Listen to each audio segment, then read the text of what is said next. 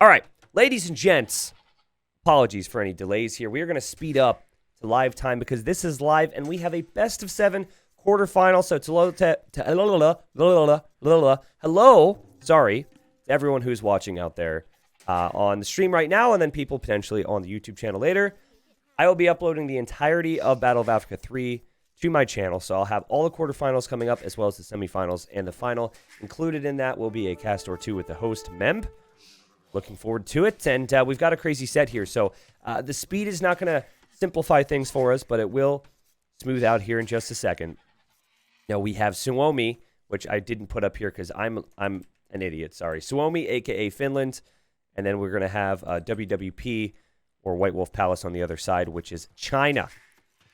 Okay, so to go through the introductions here, in the magenta, in the pink, oh my goodness, is Vivi, or Fat Dragon, really trying to get the lane in here. I just assumed he would circle around because he'd been tracked by Velez. But we have Velez playing as the Chinese here, game number 1 on Savannah. If you don't know the map Savannah, just think Arabia. It's basically the same thing. We have the Max. And when he's in tip-top shape, he can go up against anyone in the pocket position. He's the middle position playing as the Magyars. And then in the red, we have Zupi. And Zupi struggling a little bit, actually, with his start here, it looks like. But Zupi, very good player who once was actually the best in Finland. Now, when I say once, maybe like 2015, 2016. Still a great player for Finland. He is going to have to perform well here. Because I think if you were to compare 1v1 skills, Zupi is below all the other 5. Up against him will be Lix. This will be a fun matchup to watch. Lix is playing as the Saracens. The pocket is the old reliable Yo playing as the Franks in the green, and then in the teal we have the Fat Dragon playing as the Vietnamese. I'm gonna see. So apologies, by the way. I always try and be mindful of this. Okay, I know there's some viewers out there who struggle with color blindness, and I know that these colors at the top don't make it too easy. I guess at the end of the day, it's just a scoreboard. But I don't know if there's any way I can switch which colors are signified for each team at the top. So my apologies there. I hope that still works out for you guys. When I look at these civilizations, I think the civs are fairly even. I think what's important here, though, is how would the other civs, or how would these civs perform on some of the other maps we might see here today? And so with that in mind, I actually think like it is more important for Suomi to win with these civilizations because Chinese are just disgustingly good on land maps. There's a lot of land maps, a lot of maps where you want to open up with archers. And Chinese are top tier with that. And then you also have the Magyars. And I think there's 1 or 2 maps where having Magyars in the middle would be good. Now, Franks on the other side is kind of like a must-have. Throughout a tourney set if you can draft it. I'm not sure if Vietnamese and Saracens are necessarily as high. So that's basically how I see it. Nothing too crazy here, though. Looking forward to this. Paul says, hi, T90. This is the first time watching some of your casting of a tourney. As a Mexican, I have to ask, Los Amigos and Machos are Mexican teams. Okay, first off, it's Los Machos. It's Los Machos, not Los Amigos. So it's the Amigos and then Los Machos. And they are not Mexican teams. In fact, there is not a single Mexican player on those teams. Los Machos was started with a Spaniard and then 2 Brazilians. And myself, actually. I was on the team before I said, sorry, I'm a caster again. And then now they have Canadian. And then the Amigos has got a big mix. And we can talk about that once that quarterfinal comes up. But the Amigos are a bunch of players who are amigos. They are friends that played together for a long time. Okay. So the nice thing about Portuguese that I think I didn't mention yet, and this is something that really makes Portuguese shine at times in team games, is the free cartography. And you can see that already. You can see exactly what their teammates are up to. Something that Lix is very well known for, guys, is just all-inning with archers. I would not expect Lix with Saracens to necessarily go for a big eco approach here in this game. He is going to be going with archers. We're going to have archers as well here for Fat Dragon. That is our 3v3 meta on a lot of these maps, so get used to it. There are some maps where that changes. And as always, I will do my best to explain it. All right. Here you have that scout here for Lix. Why is Zupi not on gold yet right now? Zupi not on gold is very confusing to me. And I imagine confusing to Lix as well. And actually, you can see Lix and Yo. Now, they don't have free Carto. But you see how they're working together here? Be very easy for them to snipe a villager once they both reach feudal age because the scouts will get more speed and attack. I think Zupi is looking like the weak link so far. I mean, again, we'll see if he actually loses a villager here. But look at the start. And they're going to back away. I love how Lix and Yo play together. Go back to that 2020 2v2 World Cup and look at how good they were there. But yeah, just late on gold for Zupi. Just very weird for him to do this. And WWP's here to shine here at the start. And it's not a bad way to start off the game. Now, you could lose your flank scout. Lix is actually going to get that away. Wow, I kind of feel like it would have been good to snipe that. Now Lix can scout out and see what you're up to. But that villager down there for Zupi. Again, he's the weak link right now. We'll see if he warms up a little bit more. On this side, we have the Fat Dragon, known as Vivi, for those of you that have just been following for the last year or two. But he's been known as a bunch of different names. He's had a bunch of troller names over the years. Fat Dragon's the best one. He's had Fat Pig.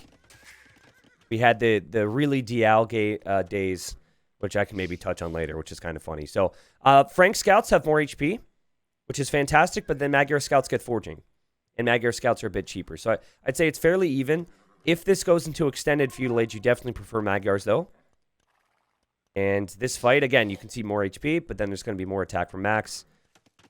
Both players kind of respecting the other. Now, Lix, again, he goes YOLO, right? Like, everything that Lix tends to do, and this does not mean he can't play standard, but Lix's whole... And look at the scouting here from Lix as well. He's using the weak scout. This is why it should have been killed. And he's pointing out, like, hey, we can do some damage here to Max. And Yo's just kind of tracking Max in the middle. But anyways, Lix does a lot of great things to set Yo up for success. Like, I think Vivi is better with economy and archer production, etc., etc. He's not too fancy with it, but he's really good. But for Lix, he's going to go into situations where he can up to Castle Age as fast as possible, or send sneak villagers in, just do anything that could be possible. And for him, he's already used the market with Saracens. Saracens have a lot of bonuses in this game, but the big thing about Saracens these days is the market's cheap, and the market rates are amazing. So he already sold his stone, and I'm sure he'll be buying a lot of things as well. And look at this early pressure. Vivi sending this army forward. Now, Velez is tracking this.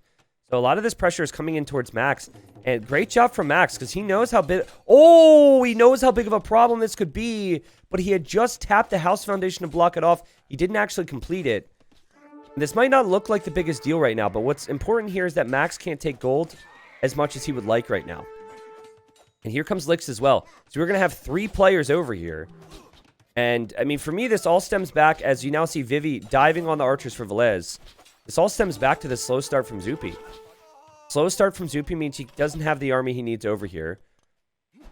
And well-coordinated attack here from WWP. White Wolf Palace is what WWP stands for. They, there's been SY. There were SY days. Basically, there was a Chinese sponsor, for those that don't know the history. SY sponsor. So, basically, the best Chinese teams were SY for a while. And then they were kind of called that when there was no sponsor for a while. And then I don't know the full situation with the WWP sponsor, but I know there was a big Chinese sponsor that came in, like a big individual sponsor for a while. And that's where they adopted the WWP tag. And they've been playing as WWP ever since. Look, I mean, look, all 3 players are here. All 3 players are here. Incredible. Yo is fully walled at home. His eco is going to be looking very good. And this pressure on Max, even if it doesn't result in a lot of villager kills, it's all worth it. Max had to place a tower to take gold comfortably. And now Max has a continually house wall. And can Zupi go out and damage Lix? No, he can't. He has to be here. The other big reason about having Saracens is you're able to take out walls pretty quickly. So we'll talk more about that. Big attack here. Feels like finally Suomi can let Max breathe. Max has the attack, but he also just completed armor. So great work from Max to recover. Great work from Zupi to help his teammates.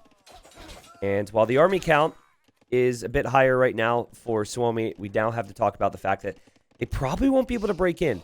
Max, 200 food in the bank. Yo already spent 800 food and 200 gold to go up to Castle Age. So it's going to be a problem. Now, they need to make this work against somebody. And so sometimes you'll have the flanks brace themselves. You see Fat Dragon, he's like, maybe I should just play safe.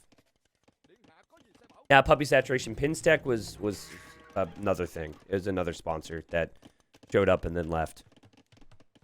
Lix is on the way up as well. Great start here.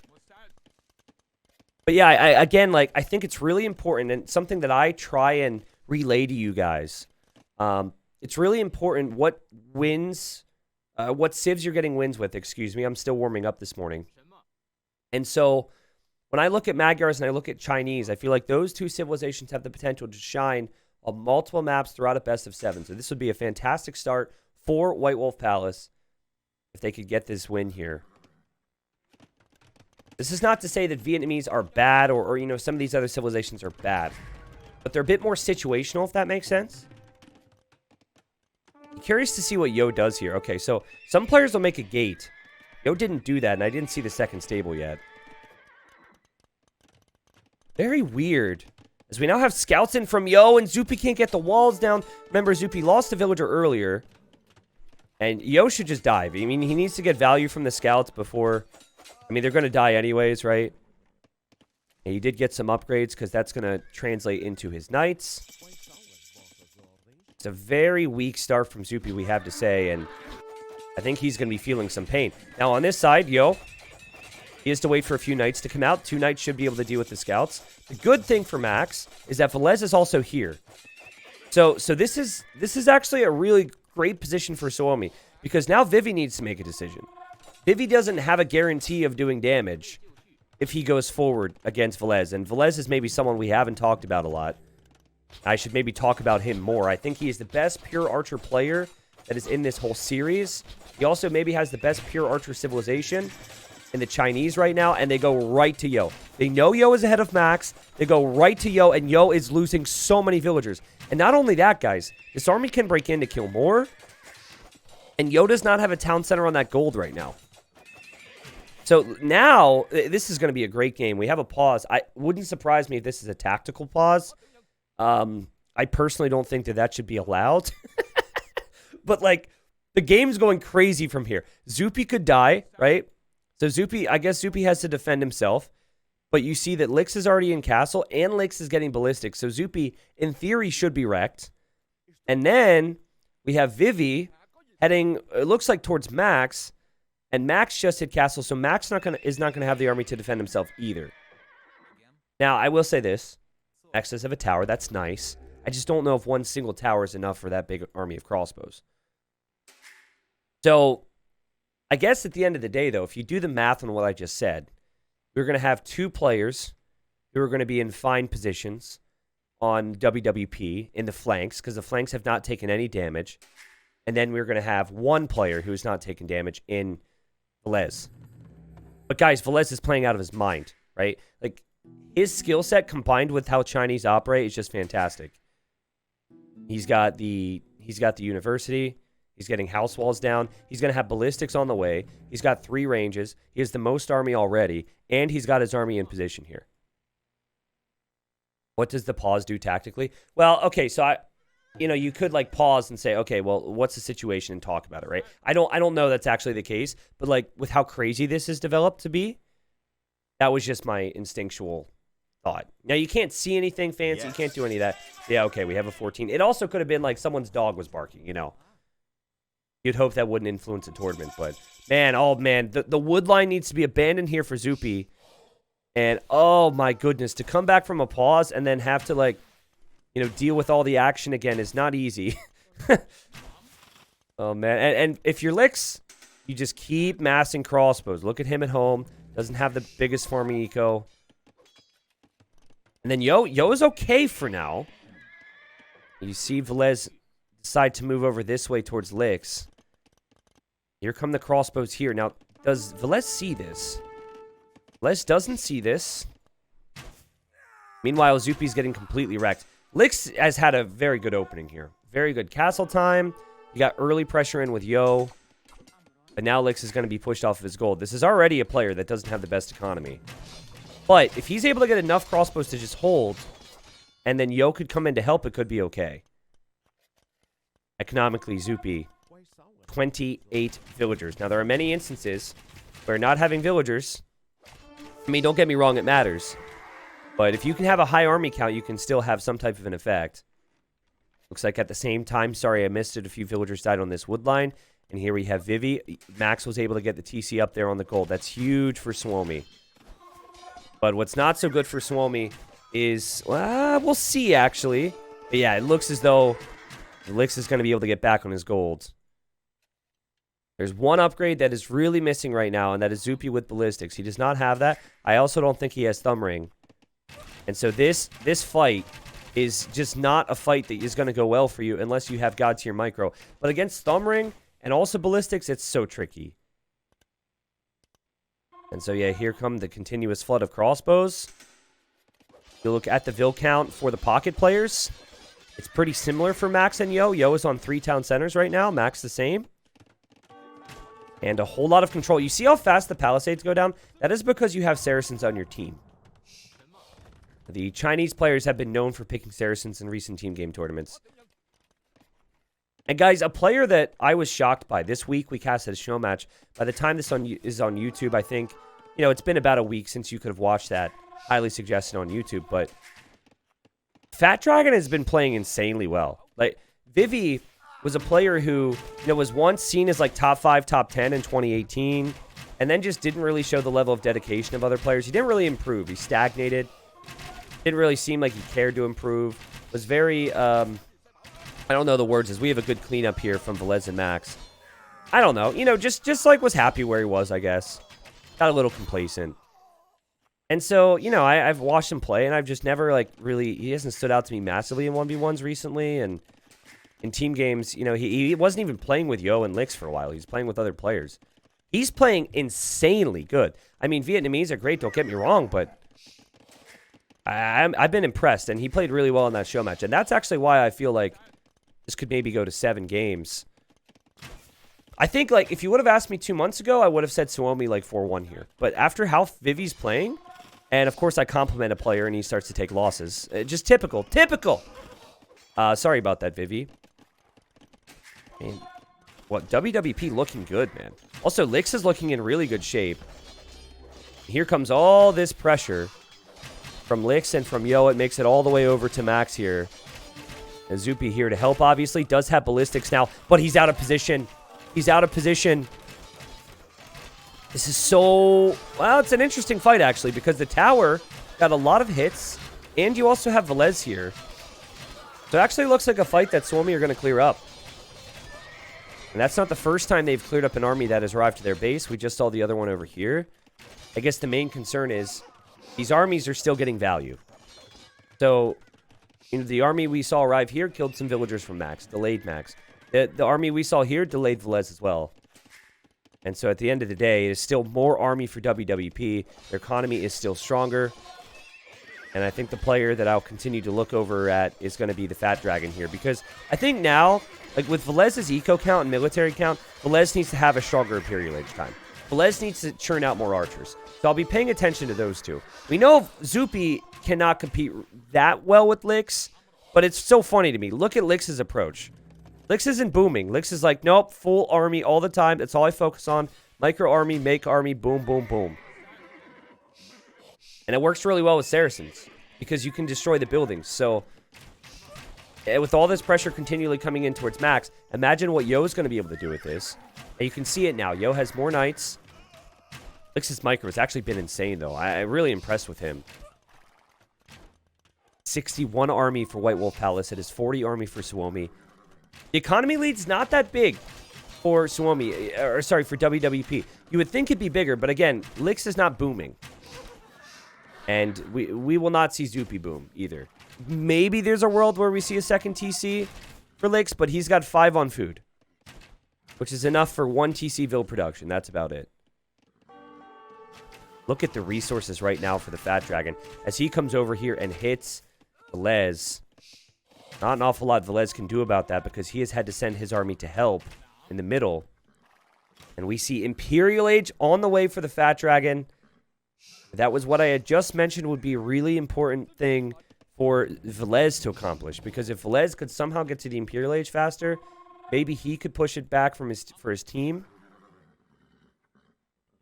Are the games live? Yes, the games are live. Yes. I have no clue what's going on. I've seen some weird things in chat right now, but yeah, the games are live. And Franks feels so good from here, too. Yo was pretty late for some crucial upgrades, though. Gold mining coming in right now. That's pretty crazy. Typically, that's something you research on the way to feudal.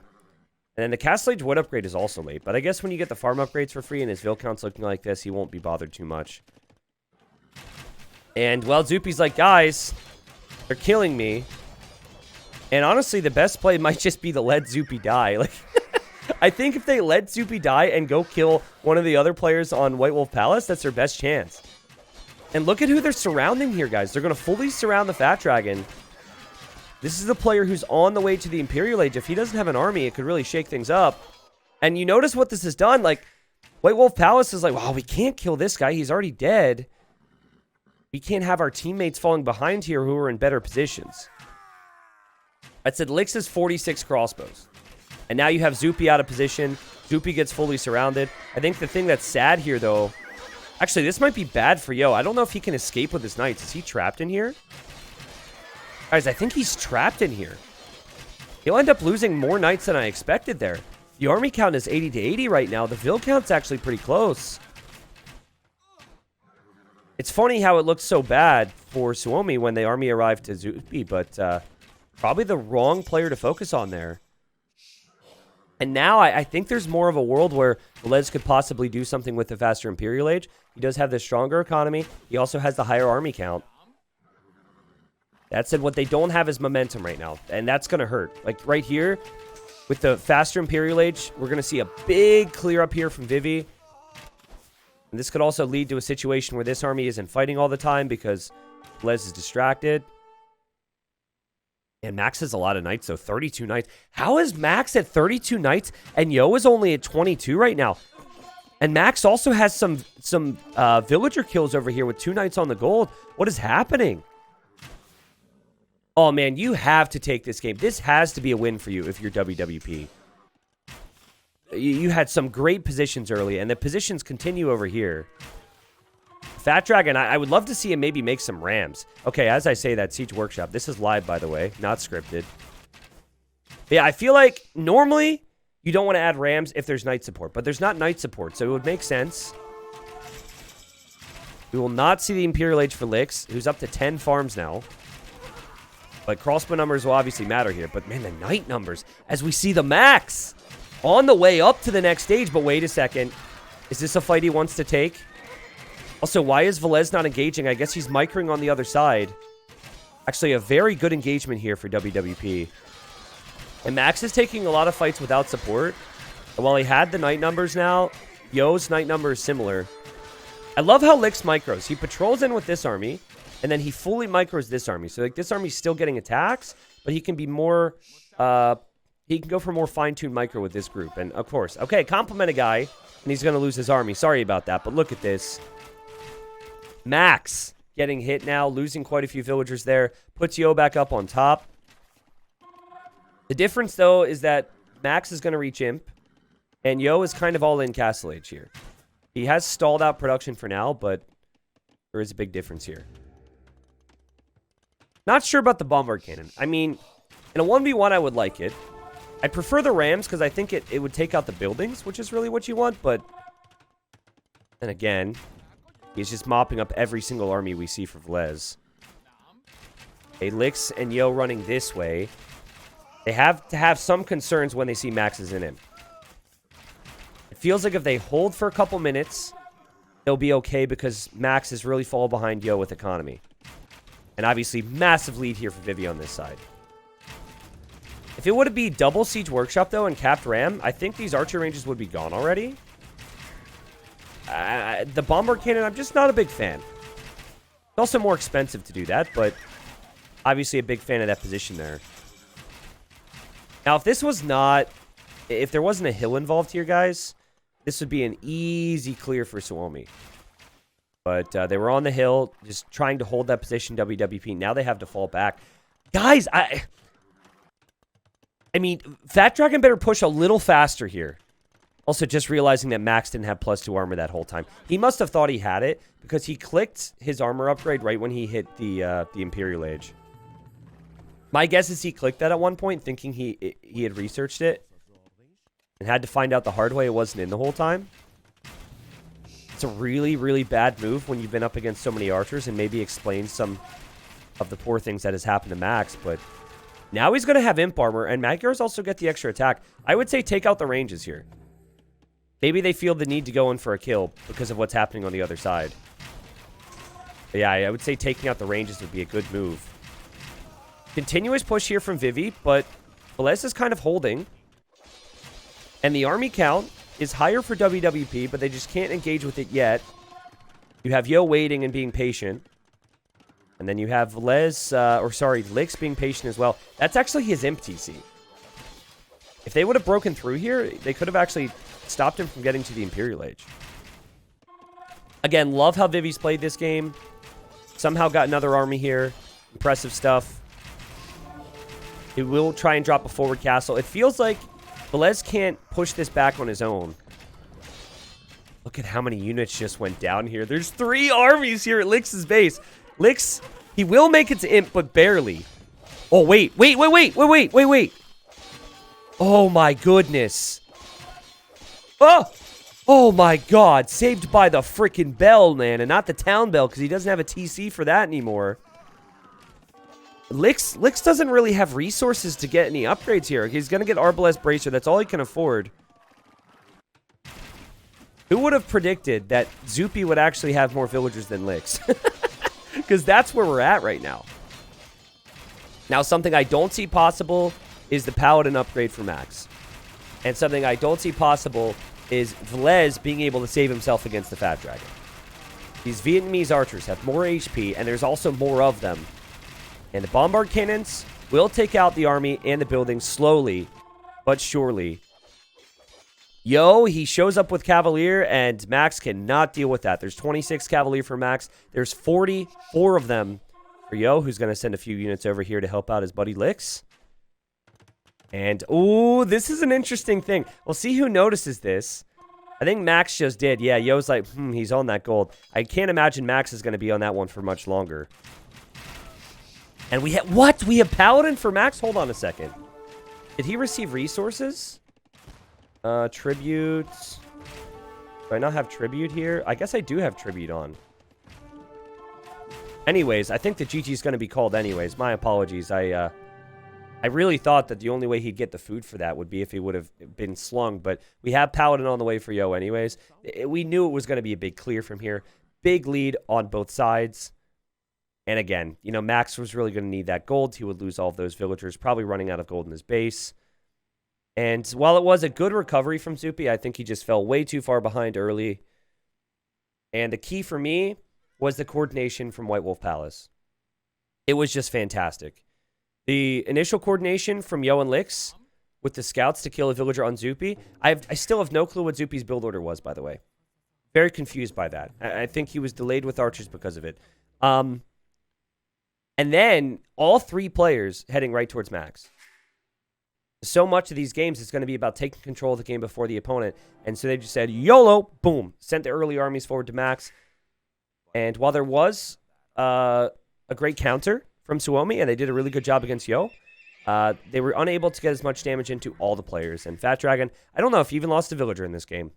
And he went forward with villagers. Like Vivi, oh no, he did get hit once from the Max, but he was barely touched this game. He was able to really assist his team, and he carried the team there. There's the KD for you, 196 kills for the Fat Dragon. Again, probably like an easy game that he's not going to have because they were applying all the pressure and they didn't receive a lot of it, so it's easy to look good. But my goodness, man. Did his job. Also 15 raisings there, so did end up taking out the buildings. Had more wood and had more gold. And way more than Velez. Again, I feel like Chinese Magyars, those two, they jump out a little bit more to me over the course of an entire series. And we'll actually see what the teams thought on the draft here in a second before we move on to the second game. Okay, so let's see what the teams thought about the civilizations.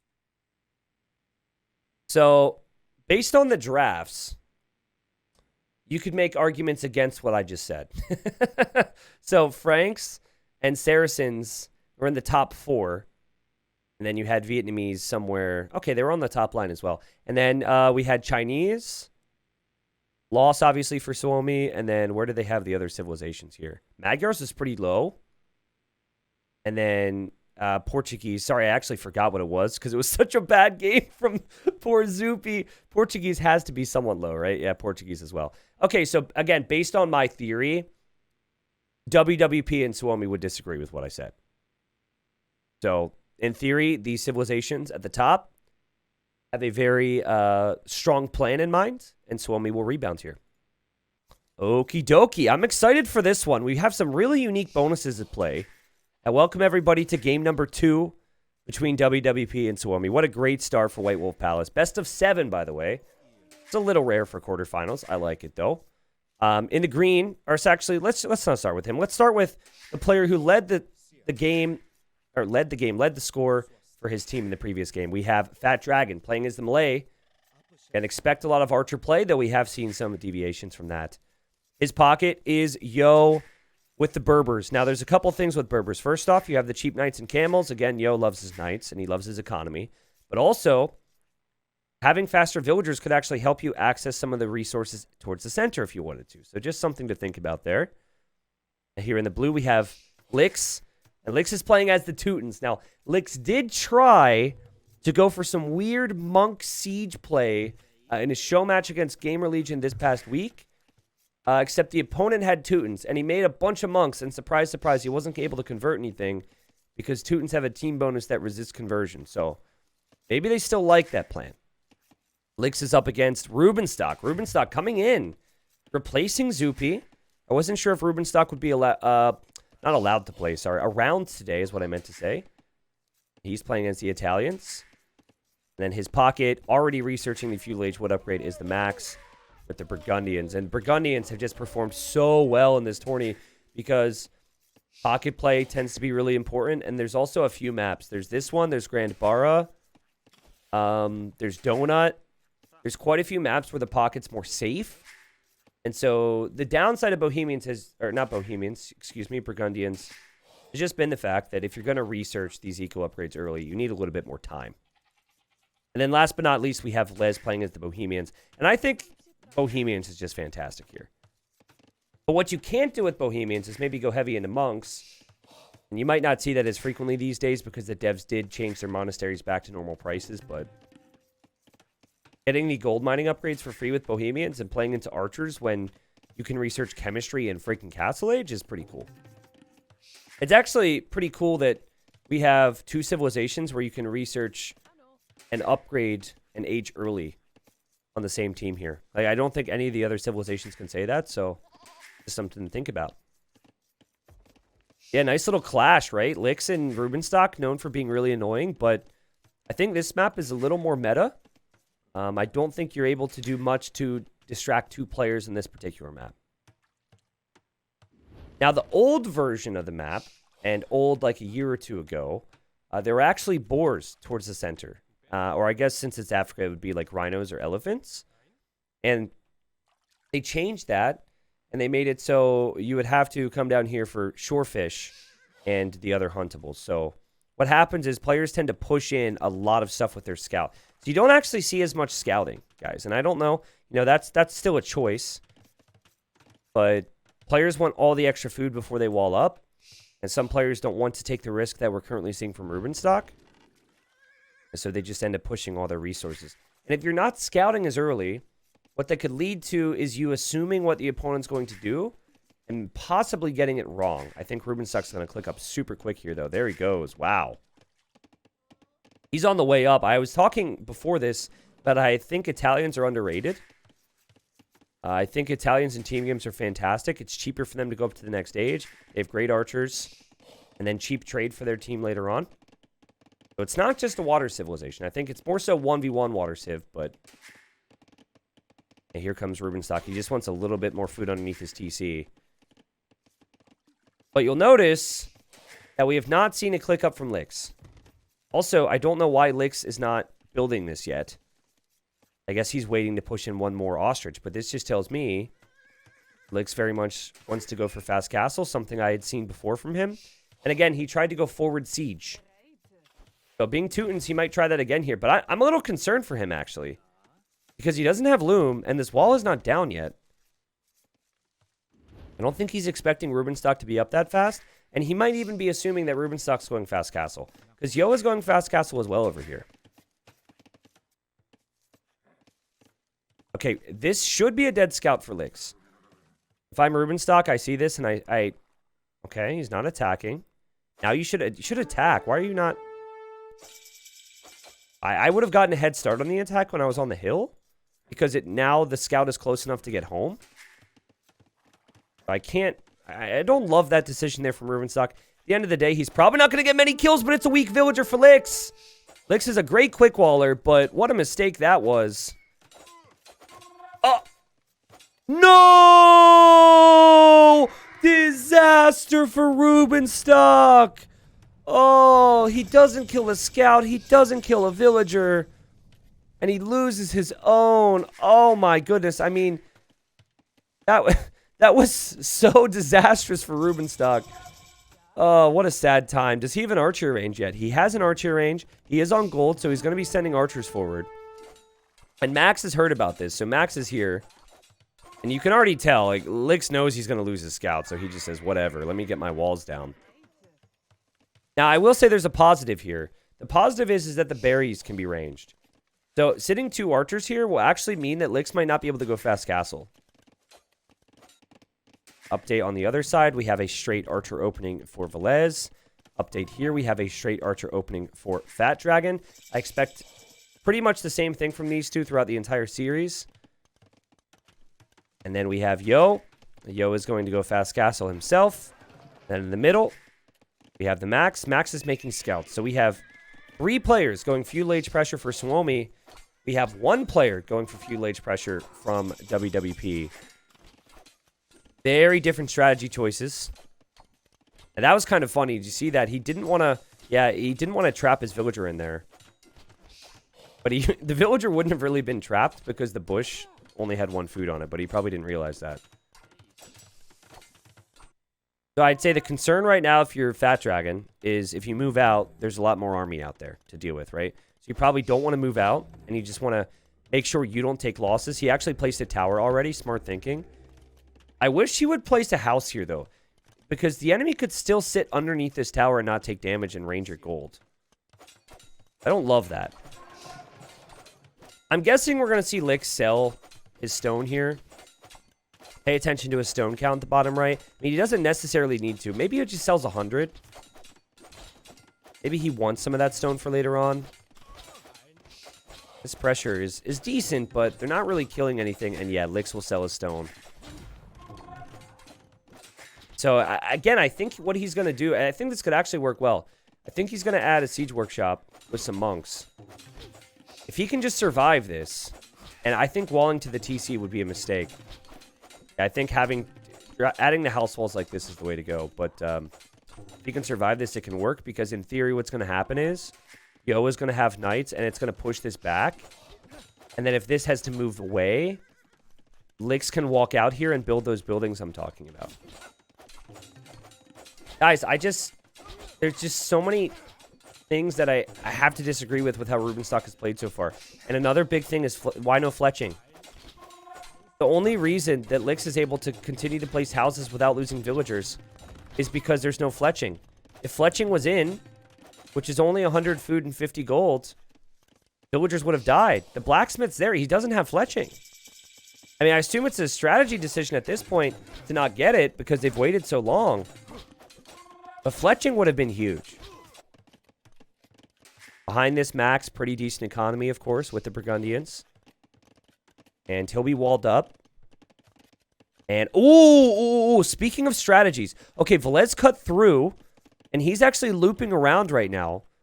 So this will be rather awkward for Fat Dragon, because Fat Dragon, he's not going to be able to get through here. And it's important to do that because that's where the rest of the stone and gold is. Look at Velez. He's building outposts back here. He could tower this. He could wall it. There's a lot of different things you could do. And so what players will do is they'll actually task their villagers to the right trees to be able to chop out faster. My guess is that it's just something that Fat Dragon did not do. We actually have seen players pick Celts on this map. So they're able to accomplish that. And look at Velez. I love this. He knows that Yo could loop a knight around soon. So he's going to try and wall this up. That's a smart thought. That's actually really smart thinking. Speaking of smart thinking, we have a tower for Rubenstock as he backs away. He knows he needs to brace himself for something. He also left the middle. So he took advantage of it and now is left. And then here comes the siege. As much as I think the position is good for WWP right now, the siege monk play is always just so awkward. And, you know, he's going to have to add spears. It's going to be tricky. Surprised that Vivi didn't try and move out with his archers at this point. There's not a lot to be scared of out there. Les, he's got this partially walled, and it should be fully walled to the point where Vivi won't be able to get through anytime soon. Which means Vivi's just working off of this gold. Okay. Yo is here with his teammate. We have the siege. We have the monastery on the way. It's very similar to how Lix played the first game where he didn't have a lot of farms and he just went YOLO. He's going to do the same with siege and monks here. What is this, actually? Ooh, archers got into Yo's base. And I think only one villager died there, but it wouldn't surprise me if it was more than that. Might even be one more. Nope. I saved there from Yo. Obviously, he's going to want to loop around here. Yeah, I was wondering if Max was going to be able to get his scouts in here. And, oh, God, Lix! You could see what he was trying to do. He attack grounded his own siege unit there. That was not what he was trying to do. He was trying to kill the scouts, obviously. Risky game to play. But he still has some siege. Look at this. Over on the wood line, behind this, we have Rubenstock. Rubenstock took out 2 villagers. What an annoying spot to be in if you're Lix, because now you need to send siege backwards. Or you need to ask for some support from your teammate. We might see Yo send his knights that way. You could see Yo already maybe thought about going this way, and the units didn't path. I think Max's position is going to be fantastic in a few minutes. Much better than anything else we're seeing. But can Max support his teammates here? I think the easy answer is yes. He still has the scouts. There's only one monk. That monk will probably get a conversion, but will it matter? The monk gets the conversion, but the monk will die and all the siege goes down. And look at this for Suomi. You've got both flanks on the outer ring, controlling and blocking the opponents from expanding. Ooh, wait a second, though. Wait a second. You do have this. Will Velez be able to get his town center up? I think Velez will be fine here. Meanwhile, again, look at Yo. Yo comes over here. There was no hole, guys. Wow, great thing. I'm loving this play from Suomi. The recognition to not just get through and stop the opponent from breaking out, but walling it up so Yo can't come support is amazing. I think the strategy for WWP might be dead in the water soon. You cannot dive underneath these town centers if you're WWP. And Velez is going to have good archer numbers, right? You'd have to move to Max next. And, I mean, Max's economy is just out of this world. It might not look that crazy right now at 45 villagers, but 3 town centers, and he's Burgundian, so he has a lot of those eco-techs in already. Looks like another monk went down, and that was Rubenstock running out past the Scorpion and then focusing down the monk. We've got a very lonely ram for Lix. And Lix can barely take wood right now. This is his best wood line. Town center here for Yo, and that's all well and good, but are they really able to kill anybody right now? It doesn't seem like it. Good job from Fat Dragon to defend from these crossbows so he can actually take his wood. Max now getting Cavalier and Castle Age, something that only he can do. And he's adding a Siege Workshop, and I think that should be enough to hold this off for a while. And look at where he's going, guys. He knows Lix is extremely vulnerable. Lix adding another Siege Workshop. Disaster for him. That's not going to work. The Spearmen do nothing. I mean, Spearmen never do anything against Knights, so just a very weird move in the first place, I think. And Lix is just...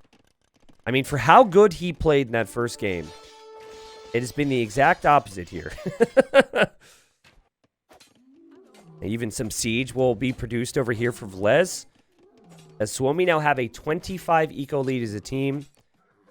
And anytime they go to kill somebody, they seem to be able to defend themselves.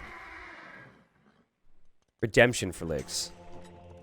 What does that even do? Okay, they're going to swing back over to Max, I guess, and try and convert Max's buildings. It's so expensive. So redemption means you can convert enemy buildings, but also convert enemy siege. It's actually, it's interesting. But it's so, like, it's so reliant on it working. And they needed it to work so long ago here. Great micro here from Vivi, though. Okay, and then, obviously, the monks are going to get picked off by crossbows. Oh, God. It's so wasteful. Yeah, you can't do it. You're just not... okay, the knights are going to dive, so maybe the crossbows will go down. Just don't see this working all that well. Good dive here from Yo, though.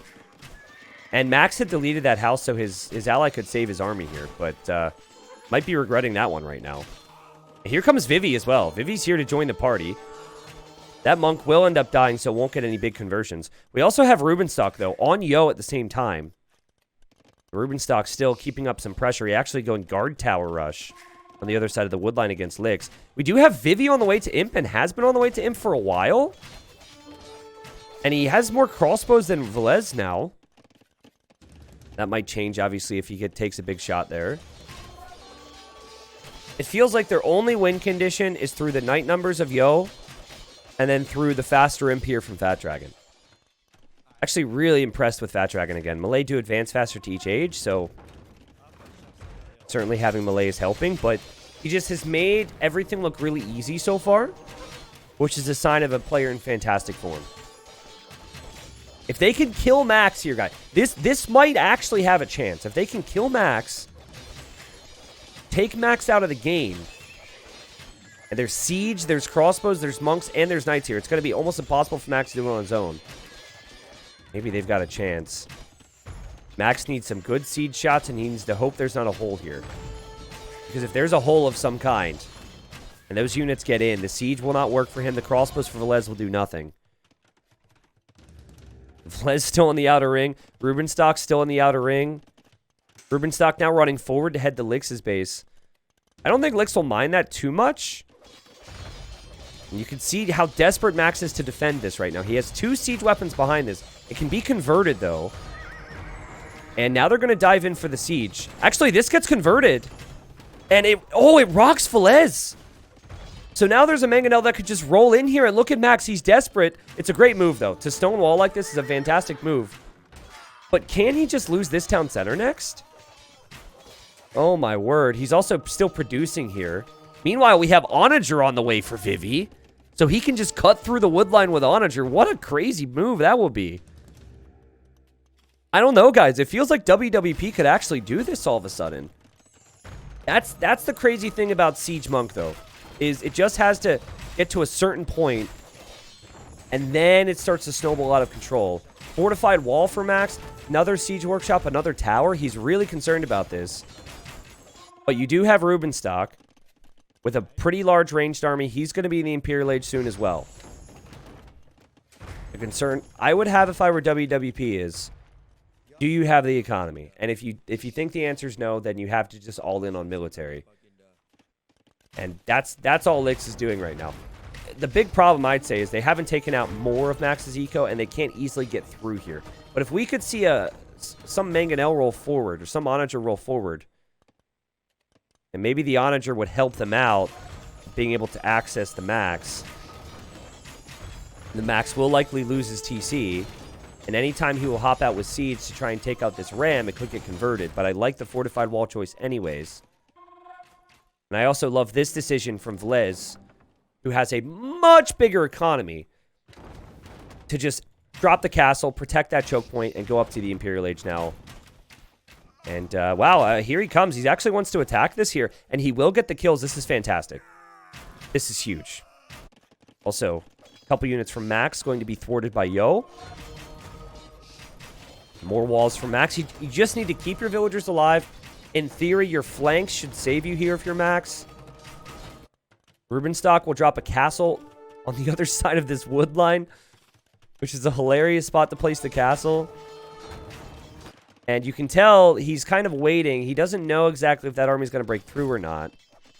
He's a little unsure on how to engage. But I think as long as Velez is able to just make enough army on this side. With 100 villagers, Velez could definitely hold this side. Velez could then come over and help. Great attempt from WWP. I think this now shifts into a spot where you need to drag the game out for a while to have a chance of your WWP. Like, I don't think you're in a position to kill anyone anymore. And I guess Licks should just start dropping town centers over here or something. But it's going to be so tricky.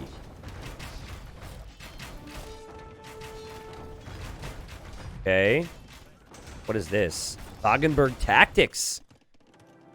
That makes the gunpowder units a little faster. Are we going to see gunpowder units? I guess we might see bombard cannons. Obviously, probably still going to see archers here. There's Bracer. Arbalest should be clicked as well. Can't stress enough how good Velez and Rubenstock have played on the flanks, though, to get behind the other flank players. That has been so effective. And Max just bought a bunch of stone. Wow, and he's just going to drop a castle here. And yeah, this push is now dead in the water. Or I guess there's no water, but you know what I mean. This push will not accomplish much now. Now, we do have Onager inside here. So they could cut through, but again, what do you accomplish if you get through at this point? See what I mean? Vivi realizes this. Vivi says, okay, I need to wall this. I'll keep myself protected. Licks is going to start to lose all of his town centers. And he'll be very exposed. I would love to see Rubenstock decide on... Ooh. He's got to defend here. And yeah, he will be able to defend this. I'd love to see Rubenstock decide to send his arbs to the middle now. You can get a lot of free kills in the middle.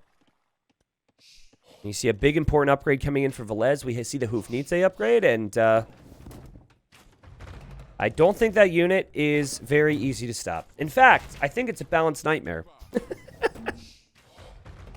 I saw my buddy Spirit of the Law uploaded a video. It was like, Bohemians were perfectly balanced.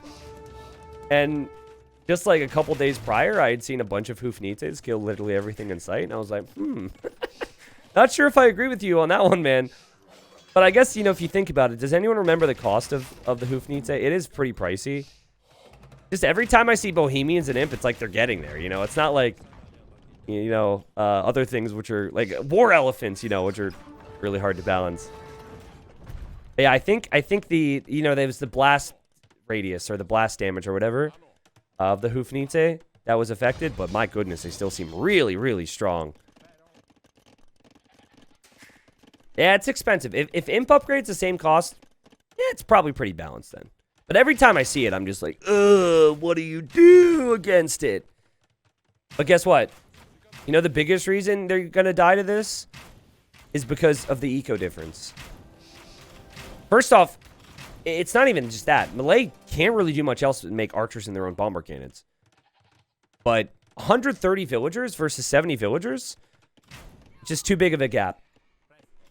Imp is on the way for Yo. Imp is even on the way for Licks. Out of which town center? This town center. Yeah, just think of all the ground they're going to lose by the time they get there. And would love to see Rubenstock maybe make a push either here or right through the middle. Could work. I guess he has to make a decision now. He's kind of had to be all over the place. And so hard to find a flow for where to push from. Maybe if he can get the stone, he can drop a castle in the middle and then build production buildings there. Yeah, these cannons are here, man. And they will melt everything in sight. Yep, quick little boop there. Was really surprised that Vivi actually had the resources to research Onager, to be honest. At the time that he was up, he had only had 50 villagers. He also had to go for Bracer and Chemistry. But yeah, I mean, he'll be able to push this castle down. Okay. So big shots here. I assume there was an Onager cut, because it's not like Licks would have been able to go through. Rubenstock just didn't notice that. This is kind of the push I wanted to see earlier. Try and hit Yo before he makes it to the Imperial Age. We also see Genoese Crossbowmen in the mix. Genoese Crossbowmen do have a bonus against cavalry, but there's only, like, I think 3 of them in there. Yo just said, screw it, I don't even need my imp upgrades for this, and Yo's going to clear this. We will have a push here from Rubenstock. Again, it's a little slow. They have a lot of army. It's very hard for them to find the proper spots to push, but still the Hoofnitze are over here. Okay, chat, I have a question for you, and forgive my ignorance on this one, because I'm actually not sure. Could you tell me the HP on a normal bombard cannon? And could you tell me if the pierce armor on a bombard cannon is the same as a Hoofnite? I'm not sure. I do a lot of it, like, that's something I go off based on feel. And there's got to be a significant HP difference or pierce armor difference, at least based on what I have felt. Like, I feel like it's much harder to focus these things down with say, Arbalest or Skirmisher. So bombard cannon has 80 HP. Okay. Is there a difference in pierce armor? I don't know. So there's a slight difference in HP and there's a slight difference in pierce armor, but nothing crazy, huh? And I also could be stuck in the old Hoofnite as well. Like, that could be where my brain's at. But okay, plus 10 HP and then plus 1 pierce. I guess that's decent, but it's nothing crazy on paper. Anyways, Silk Road is on the way. We're going to see the markets here. The trade has begun. Crazy corner position here for Suomi. They've got 150 pop over what the opponent has. Yo is pretty much maxed at this point. He will not be able to get any better than this with his cav. He does not get access to Paladin. Genoese crossbowman. Still not in a high enough number here, but I guess if you lose... Okay, you can just stack there. Yep. Good luck countering that, yo. Oh my goodness. And Yo says, okay, guys, it's probably time to call the GG because I can only kill one Arbalest at a time. And yeah, the GG's called. Great game. I guess Vivi's not finished microing yet. Yeah, Vivi calls the GG. Fantastic one here. Vivi! Vivi! Hey! Okay, I thought he, like, maybe he thought he resigned and started leaving his computer, you know? I was confused. Great game. I think that the strategy that Lix went for here, though, was predicted from the very start. I think that Rubenstock and Max knew what was going to happen. Max did a great job, as did Rubenstock, in slowing down the push. We could see how deadly the push could become. But by the time the push got rolling, Max and Rubenstock already had pretty big leads, and they were able to just hold it off. But I think the plays of the game, well, there were two things. You had the middle control, which Max and Rubenstock deserve a lot of respect for. But apart from that, I think it was the flank play from Rubenstock and Velez. I could see a world where Rubenstock just gets so caught up defending the middle that he never does any of this. And he was able to accomplish that and played very well with it. And then for Velez, I mean, maybe it's like more expected that he's going to get on the outer ring because he doesn't have another job. But what's weird to me is he got through way faster than Fat Dragon. So I bet if we were to go back and we were to compare their wood lines, what Velez probably did was, you know, let's just go back so you can see kind of what it looked like. Like when the lumber camps are up, what you can do is you can task these villagers to go to the next tree in the line. So let's actually, do you want to just zoom real quick? I'm curious. Yeah, see this? And then let's go super zoom. It's probably the next tree in the line. So he tasked them. Come on. Yeah, okay. Now, if you look at Vivi, you see how Vivi has gone for a normal wood distribution? This is not the fast chopping distribution. This is just, you know, chop trees, and whenever we get there, we get there. And so that was the difference maker there, and that ended up working out. Whoa, why did Capture Age do that? That ended up working out really well there for Suomi. So, scores 1-1. The all-in play there from Lix didn't look too good right after a game in Game 1 where it looked amazing. And we'll go back to the Civ Draft. All right, game number 3. We are here. This is African Springs. Expect aggression and expect some awkwardness at times, my friends. We have Yo, pocket position here, playing as the Khmer. Surprise, surprise. I would not expect Max or Yo to ever change their position throughout these sets today, or their quarterfinal today. They're not playing multiple sets, and one of these teams is going to go home afterwards. On the right flank, we have Vivi, or Fat Dragon, has played great. He is playing as the Mayans, and then in the blue, we have Lix playing as the Malians. Up against him, we've got Velez playing as the Japanese. Obviously, then you have the Max in the middle playing as the Huns, and then over here, we have Rubenstock playing as the Dravidians. This map has a heavy shorefish focus. Obviously, it's box turtles, but it's the same thing, so I say shorefish. And there's big reasons to have these civilizations. And Japanese have cheap mills and lumber camps.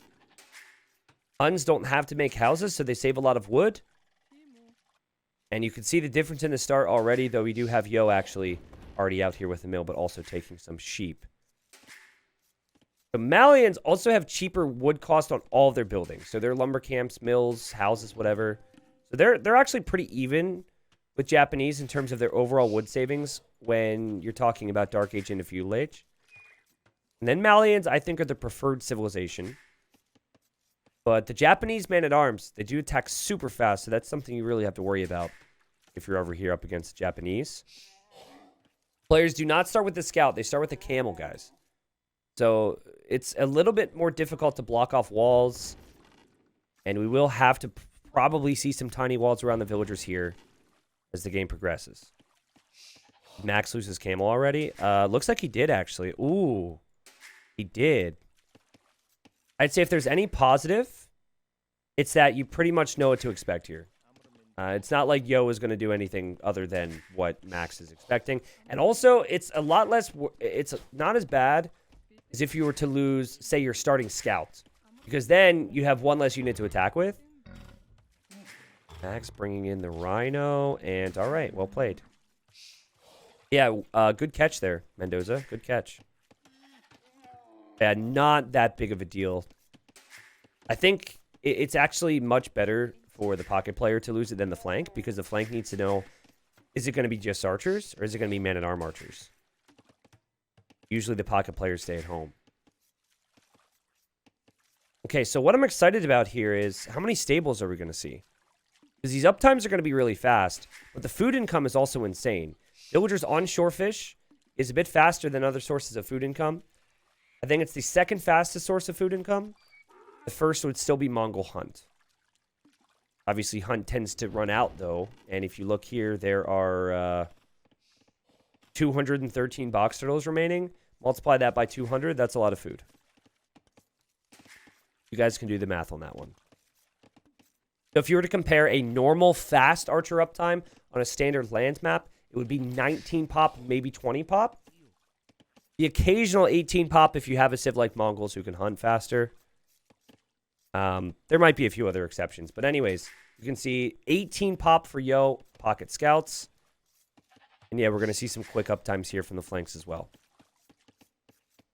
40k food, yeah. So basically, we'll probably never see a farm. This game isn't going to go on long enough where investing in the farms makes a lot of sense. There are some... I don't know if you can consider this a hybrid map. But if you know me, I like maps where you have options. And so, like, taking X resource doesn't necessarily mean you're winning. There's pros and cons to everything. This map is not one of those. This map is, if you don't control this, you're going to fall behind, usually. Ooh, Velez. Does he see this? Look at this. We have Lix and Yo here with the camels to block. And this is a drush, guys. I talked about assuming things. And the camels are blocking with their humps. Yeah. Camel humping. I mean, blocking. Yeah. Actually, villager. Okay, will end up dying here. Great stuff from Lix. This is breaking the meta. Every other game I've seen, at least with the civ like Malians, we have not seen a player stay in the Dark Age like this. Obviously, you now are like, uh-oh, he's going to make archers on me. And it's actually going to be militia and man-at-arms. But at least there's been some benefit. And now Lix has to wait 2 minutes. Now, here's the problem for Lix. Lix is using this camel to block. Lix doesn't see this. You look at Velez's scouting. Velez knows all about this. So I think this could actually be really good for Velez still. Still only lost one villager. Still in a fine position. Probably will not lose one more. I think the strategies would actually change if it was, instead of a starting camel, a starting scout. Because you could have Yo here with that scout now, and this drush would be a lot more effective. But I've not seen staying in Dark Age really work that well in all the games I have seen. Granted, I have not seen every single one, and I'm a pretty opinionated guy, so...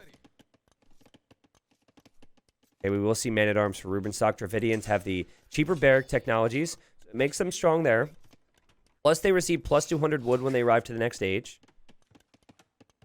You don't need to have as much on wood if you want to follow it up with archers.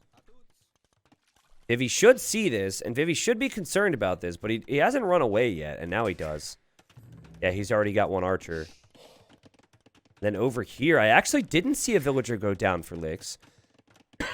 Excuse me. And he gets the walls down. But again, the problem now becomes, is there an archer range already? And there's an archer on the way already. So now you are going to go into archers. But you're later to that archer. And now the units get in. Disaster for Licks. Oh my goodness, man. If Les will surely kill one. We have the blocking now. Licks is just really fallen flat. The last two games, I mean, maybe we shouldn't get too excited here. It has not been good for him. Yo has to come over here with his scouts to clear this up. And very possible he could do that. And then you have Max coming over here with support. And we had more militia from Licks. And now Licks has 5 men-at-arms here. Wow, so there's a lot of men-at-arms. Actually, not so many men-at-arms over here. And now Velez's archer is going to get picked. He was trying to bring in a spearman, but a little late to the party. We'll see if Yo realizes, though, because it'll actually be worth it. Ah, Yo realizes. Only took one hit. Well played, Yo. And well played, Velez. But Velez has to worry about this now. The 5 men-at-arms make it over here to the shorefish. And man, you can just tell how stressful this game is. By the way, over here, Yo is making a tower. And fortunately for him, he can hop in and out of houses. We have to show you so much right now. But I think Yo having Khmer and building the houses where he did saved him in that instance. He can finish his tower.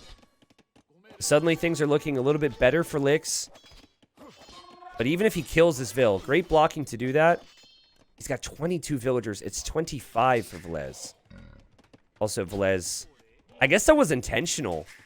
Shot the rhino there. It's going to take that for food, and he will drop a tower as well. Now, big positive for Licks would be the fact that he's got double range right now. We only have one range for Velez. Max has a lot of scouts at the moment. I'm trying to track them. They're looping around the back. And it will be awkward. You see how the walls are coming up for Yo? Really smart thinking. And the fact that he's got, well, some houses. Actually, he doesn't have that many.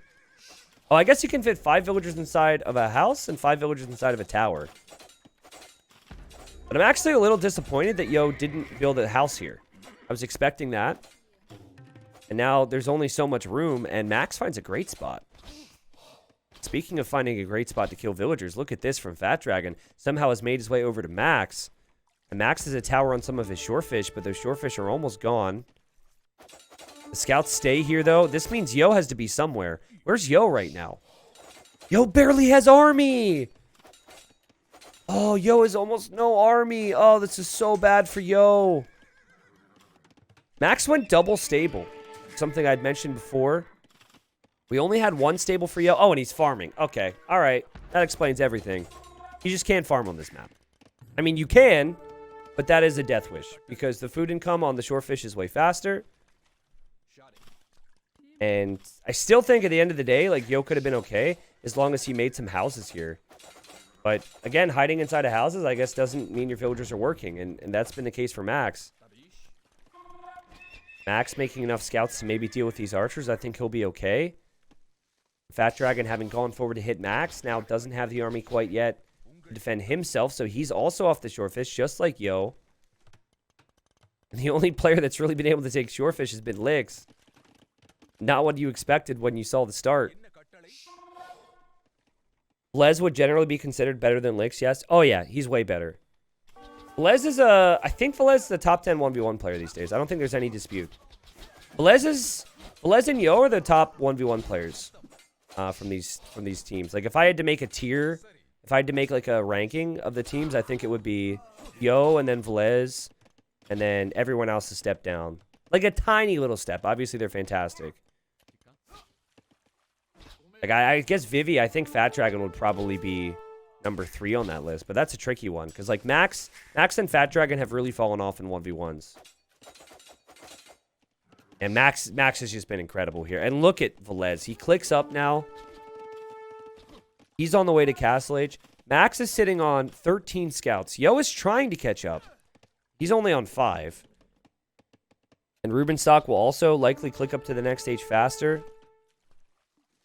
It's just full shorefish control, and generally you win the game from there. And you know, I think Licks, I mean, his position wasn't too bad, but again, staying in Dark Age is generally pretty poor, and I don't know. It felt like there was a massive difference between Yo and Max's production, even before Yo took any damage. Just farming, you know, if there was like, you know, 25% of the amount of shorefish, then farming and transitioning into that would be important here, but it's just not. It is really, really slow. And with Hun faster producing stables as well, something Max has been taking advantage of, and Max is going to have a pretty good time. Yeah, Werner, Zupi actually played game number 1. He honestly didn't play that hot. So they brought Rubenstock in. Rubenstock performed really well in game 2 and has been looking good here so far in game 3. And Rubenstock and Max were just on Fat Dragon over here. And yeah, just look at the amount of villagers just running around. You don't want that. You want your villagers to collect resources, not hide inside of houses. I'm sure the villagers would love a rest, but that's not what you want. And, oh, man. Okay. Massacre over here. But Velez is in Castle Age, and Velez will have crossbow and bodkin. And as long as he doesn't run into the tower, uh-oh. Okay. His army count's not that crazy. I don't know. I'm still not sure it matters, guys. I would love to be like, oh my god, the comeback is coming. No, there's just not a way back into this one. I mean, these archers can't even find damage. Max is going to click up to Castle Age. Yo is not even close. You just have the crossbows and the scouts hitting Fat Dragon now. And then it's going to be a Fat Dragon sandwich because we'll have the crossbows from this side as Rubenstock hits the Castle Age. This has looked over for most of the game, actually, because it's only been a 21-minute game. And I think we'll see the GGs. These villagers have been forgotten about, and this is going to get dealt with. Suomi with the army lead. It's weird. They don't have the eco lead, but they just have so much momentum. On paper, WWP could still come back, but this game is not played on paper. Yeah, it's not just about the stats at the top. It's about the game flow. And yeah, this would have been really bad if this game continued. Max would have had knights. Rubenstock and Velez had crossbows. And there wouldn't have been a single player in the Castle Age for quite some time here for WWP. Okay, can I look back? I think we're going to have a little bit of time. I want to look back to Yo's start. Okay, so this is early feudal.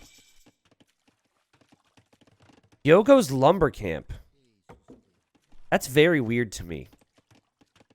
Why do you need to walk all the way over here to make a second lumber camp? Would it not make sense to go second mill? See this? Obviously, Max is going to be able to afford 3 because he doesn't have to make houses. But I think this is what went wrong for Yo. Hold on, let me just do a quick zoom here. 14 on wood versus 7 on wood. Look at all this wood floating. And he's got 6 on food. 2 on food. Because he's making another mill. Oh my god, this is honestly a disaster game for Yo. That's so bad. Actually, I want to go to like 13 minutes. And just look at the food collected. Okay, so he got hit. So let's go right before he gets hit. Sure, we'll do 12 minutes. Let's look at the difference in food collected. Why? That's crazy. He took no damage. And I know there's some bonuses for Huns and whatnot, but 400 food difference? That's the difference in the scouts right there. Max is already on 6 scouts, and then Yo is on 2. Obviously, Yo does take some pressure, which Max does not. So that's something we have to account for. That was very weird. So Yo and Lix maybe underperforming a little bit here the last 2 games, and they're going to need to step it up. We'll go to game number 4 next. All right, game number 4. I'm really excited to talk about a few things here in this one. Got to just change the score here. Suomi has won 2 straight, up 2-1. This is a best of 7. It looks like we're caught up to live time, so let's get the introductions in quickly. Lix playing as the Vikings. We have Yo playing as the Persians. And then we have Fat Dragon playing as the Koreans. If you're wondering why the house foundations aren't finished, it's because they remembered, oh shoot, we start with huts here, and so they start with free houses. They'll save those for later. Big moment here in the middle. Big moments. And this is what I wanted to talk about, how important the docking is on this map. And WWP... Okay, I thought they almost missed it. WWP, get the villager there from the max. This is massive. And there's no restarts, guys. There's no restarts. Meanwhile, over here, Yo has already finished his dock and is heading home.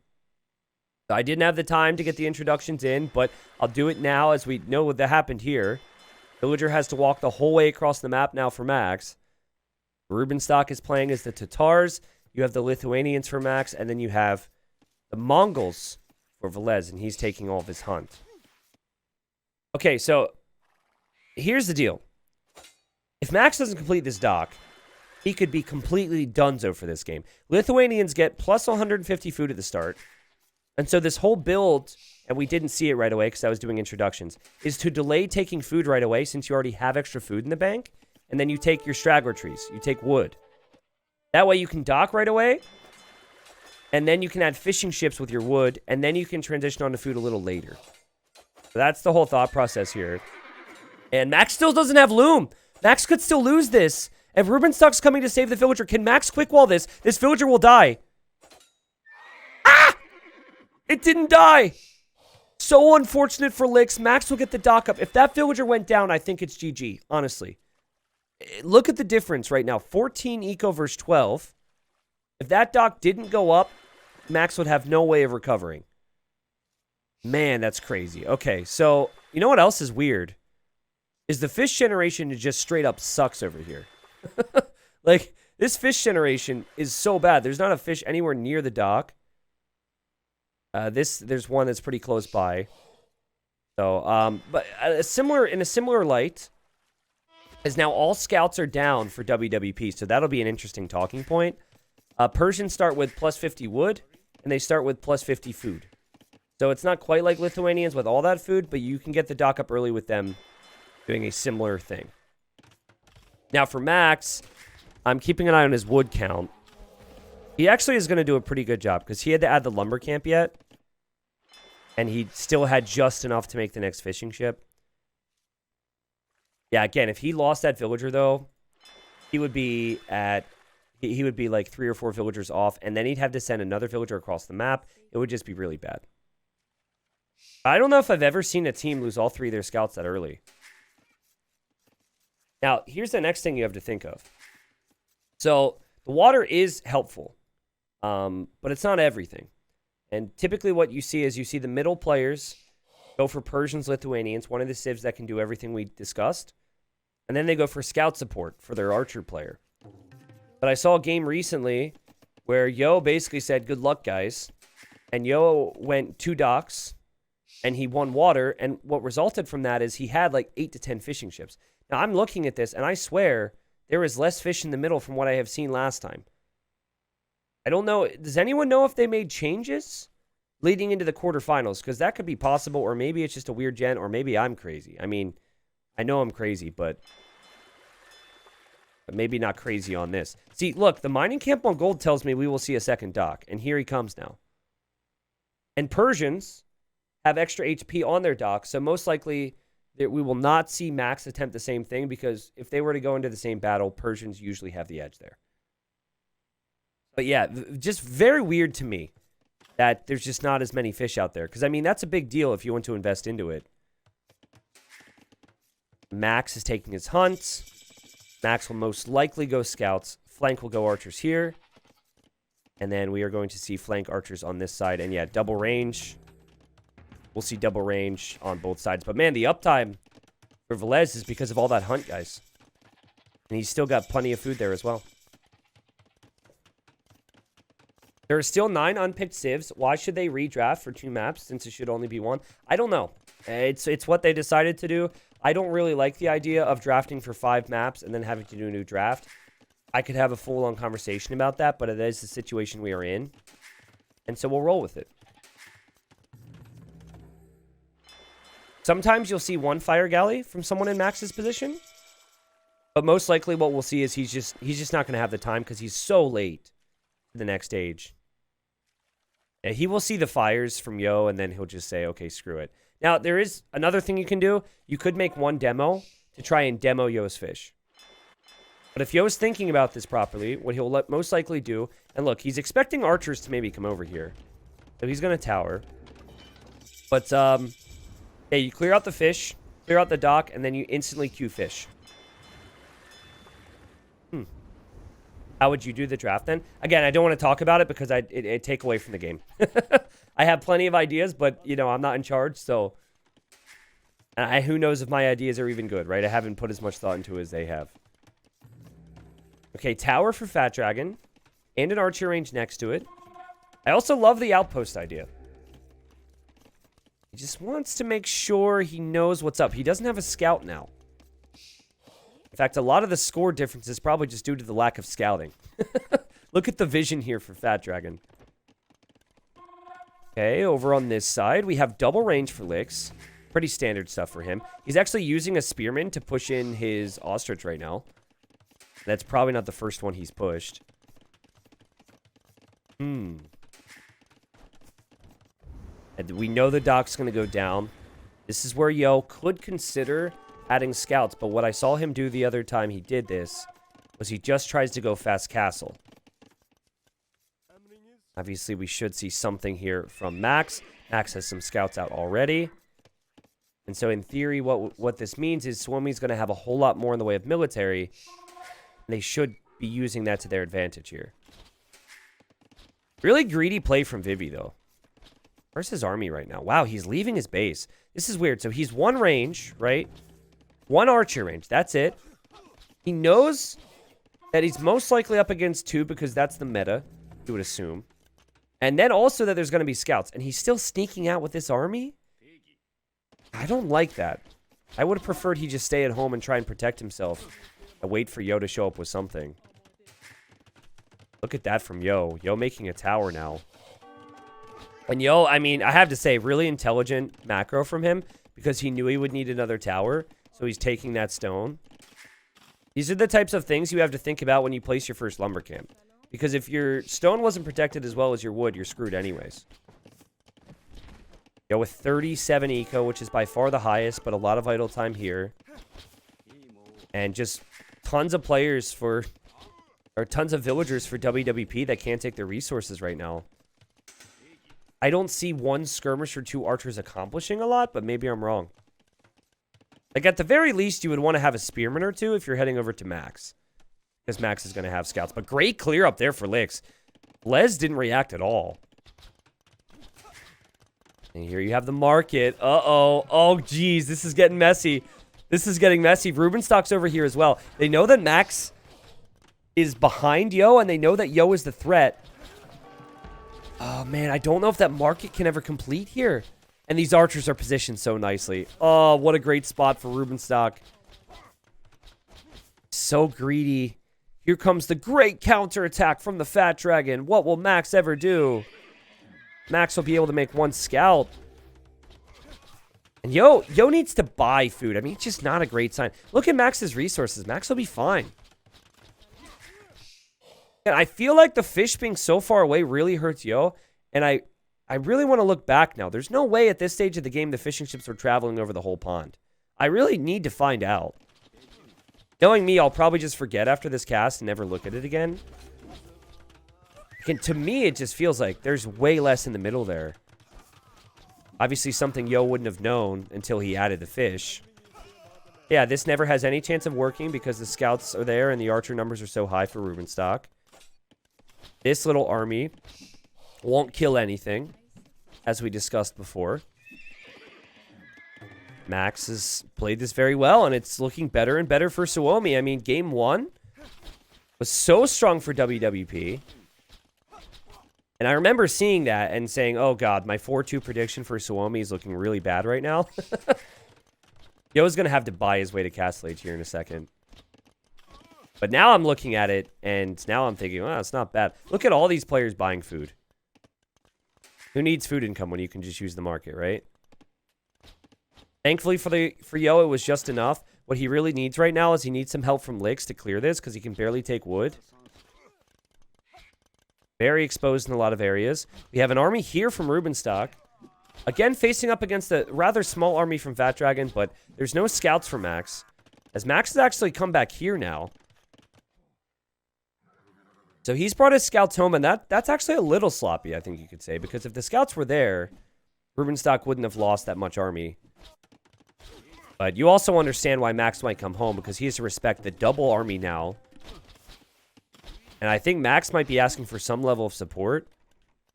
Or after the game is going to be like, Velez, how did you let that happen? How did he get over to my base here? Villagers just died here for Fat Dragon. Rubenstock's back. Rubenstock has been on fire today, guys. Ever since he's come in, he has done his job. Nothing too flary, nothing too crazy. But he has kept pace with all the players he's been up against. And at times even outplayed them. Like, I think he's actually outplayed Lix in the game number 2. And I think right now he's outplaying Fat Dragon as well. That said, you know, he's had a little more support from his teammate, but still. Again, the fish are so bad. This whole strategy revolves around having good fish. I'm going to have to check after this. I'm going to go to my one recording of the one cast we did and see what it looked like then, because it's just a crazy difference. I actually might have the recorded game. I need to look. I'm still so perplexed by this. I'm not saying it would have worked and won WWP the game, by the way. Because I think Max and Velez and Rubenstock have played much better as a team. But crazy stuff, man. Crazy stuff. These archers will get cleared. Good tracking there from the Max. Being Lithuanians, you might even see an early monastery for him. To snatch the relics. It looks actually like he wants to boom, adding the second TC. A couple crossbows here for Velez. Still has not been fully tracked by Max. Or excuse me, by Lix. Lix, Max, same thing. And Yo loses a villager. Yo will deal with this now. Well played. But also we had villagers going down for Lix on the wood line. Still keeping an eye on army numbers, and it's not getting any better for WWP. And I'm looking at Vivi, and I'm like, why are you still in one archery range? I'm not understanding that. Especially with 800 wood. This is very weird. 800 wood. Oh, he wants to drop a castle. I see. Okay. So he's thinking maybe war wagons could do it. And that makes a little bit more sense then, to drop that castle. Obviously doesn't solve the problem of army momentum, though, does it? Because you're behind in numbers, and now you're going to build a castle. And that's the only building you can create your army out of. So I guess in an ideal world, you would have been on 2 archery ranges producing, and you have crossbow numbers, and then you can also go wagons. He doesn't even have crossbow. He's got nothing. And so they're feeling this pressure now because they don't have the army to control the map. Velez still has an army back here of 10 crossbows. Typically at this stage, a 10 crossbow army is not going to accomplish that much. Well, I think they'll find it here. Right now, Yo and Lix are working together to find it, but Persians, they normally have fantastic knights against archers, but Yo just doesn't have the economy to even get armor upgrades. Max was able to support his teammate here. Max had 42 villagers now, and how efficient are the fishing ships? In fact, all these fishing ships are probably going to go idle in a second. There will be no more food after that fish is taken. Good news, though, is that Vivi has massed his wagons and is pretty well defended right now. And if you get enough war wagons, you could probably push things back. And WWP does have the eco lead on paper here. Now, I expect that to change because I'm seeing the 3rd town center now for Velez on the minimap. And we don't even have a second yet for Lix. But Vikings typically, with how good their eco is on 1TC, will try and plan around that at times and try and get for the faster Imperial Age. But this is just not a great fight for Lix. But he's waiting for his army to show up. This would be a great time for maybe... Well, I take it back. I was going to say Velez will add a siege workshop. I didn't see he had this many crossbows. I don't think he needs it. Coffee 90. Sorry to hear you have COVID, my friend. I didn't really lose my taste when I had it. Like, not fully. It was hard for me to tell if it was any different from just being sick and not wanting to eat in general. But I got through it twice. And I wish you the best with that. Just take care of yourselves, rest, you know, the usual stuff. Get some good nutrition in you. Get some good sleep. Watch some good Age of Empires. I hear Age of Empires is the cure. All right, Lix needs to do some type of damage right now. And the nice thing is, Max hasn't really invested into second armor yet. Max has been booming a lot. There's probably some pressure on Max's part to catch up with Yo, because he knows that Yo has had the water. And now Yo's getting +2, but there's a window where maybe those crossbows could do some damage. But now they're going to loop back now. And we see all players except for Ruben. Actually, Ruben Stock's here. All players except for Velez on this area of our screen right now. AoE is the cure for all my woes. Oh, yep, here he is. Here's Velez. It's funny. This is at Lix's base, but Suomi's like, no, this is our hill now. I don't see your name on it. This is my hill. Amazing army control. Now Suomi's pulling ahead with Eco. Like we said before, they've had the town centers. They've had the control. And I just keep thinking about the wagons. And with that stone count for Vivi, I'm also thinking, can he maybe get another castle up? Now, there's a lot of conversation behind the scenes on wagons right now, guys. Because wagons, they benefit a lot from getting the free armor upgrades in each age.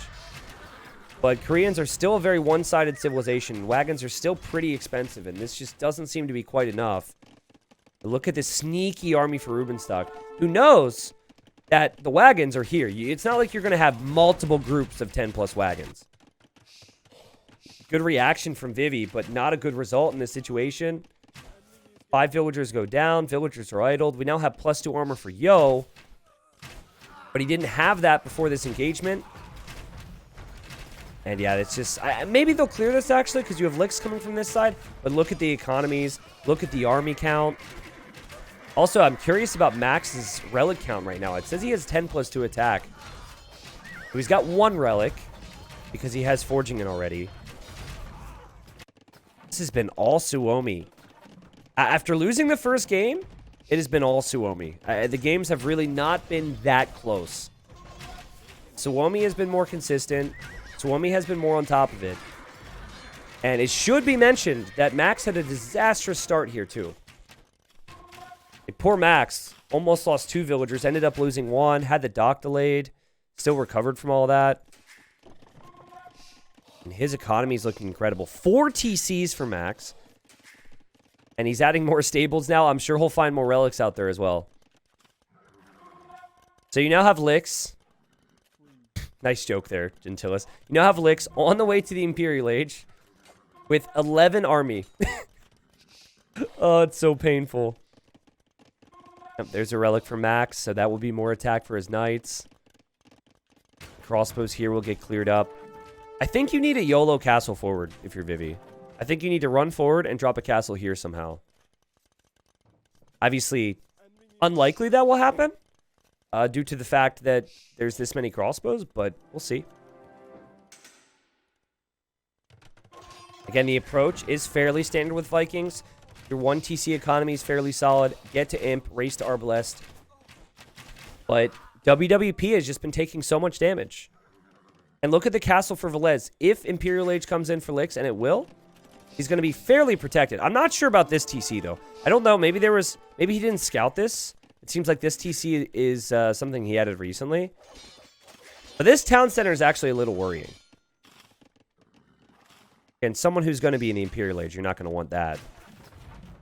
Ruben Stock looking to take the fight here. Kind of sad for him and Max because I'm sure they want that relic.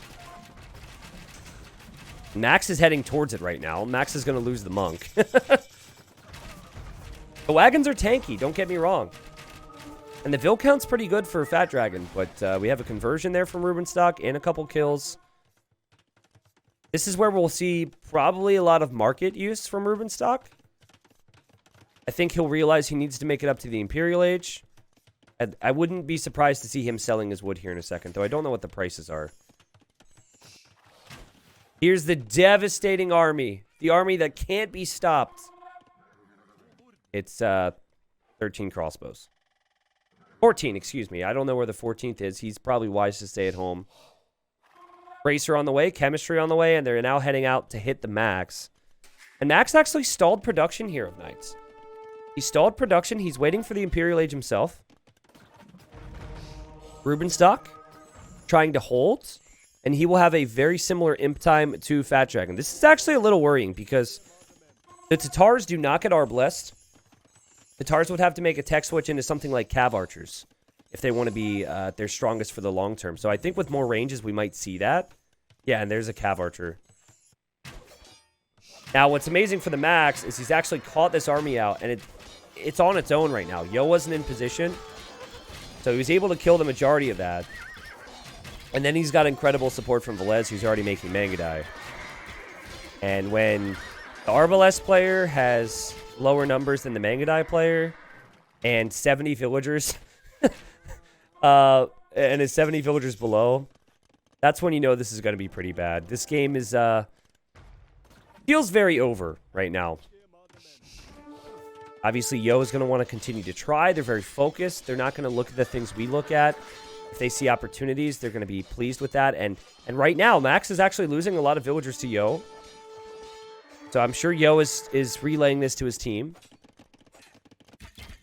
But Mangudai could actually just win the entire game for Finland. I don't even think they'd need Rubenstock to make anything. I don't think they need Max to make anything either. Okay, that's an exaggeration. This would be a really tough push for Mangudai, actually. Marcus, Paladin plays, but Paladin isn't on par with these three players in WWP. I don't know if Paladin played in this event. Because WWP fielded one team, right? Paladin, we talked about this last week. I think Paladin would probably be like maybe 5th in China.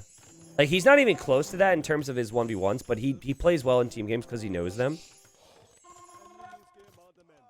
But yeah, I mean, Lix is dead. Lix will be defeated soon if this game continues.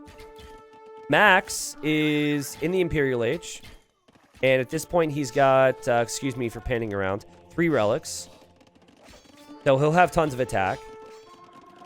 He should click the Cavalier upgrade. He hasn't done that yet, or maybe it's just not showing. But anyways, I mean, Yo is in a good spot, but Yo has no support on one side. I guess the only thing that's keeping them fighting is just the fact that Rubenstock is Tatars. And Vivi has a lot of wagons. And so Vivi is starting to tread push this castle down. If this castle goes down and a lot of Cavaliers show up, you never know, I guess. But again, how on earth do you stop this? These Mangudai aren't elite yet, and the Rams are going to show up soon and start taking out all the buildings. Oh, also the fish. Oh, that's annoying. Okay, remind me, though, to compare the fish from a game I saw last week and from a game, from this particular game here. I could just be crazy. Maybe Yo was unlucky. Maybe it was the same amount of fish, but they were just far away from his docks or something. It felt like something was up there for sure. Elite Mangudai is now in. These Mangudai are going to shred these knights. Armor's not in yet. So say goodbye to that one. Say goodbye to that one. Say goodbye to that one. Say goodbye to everything. GG. Called. Suomi win 3 straight.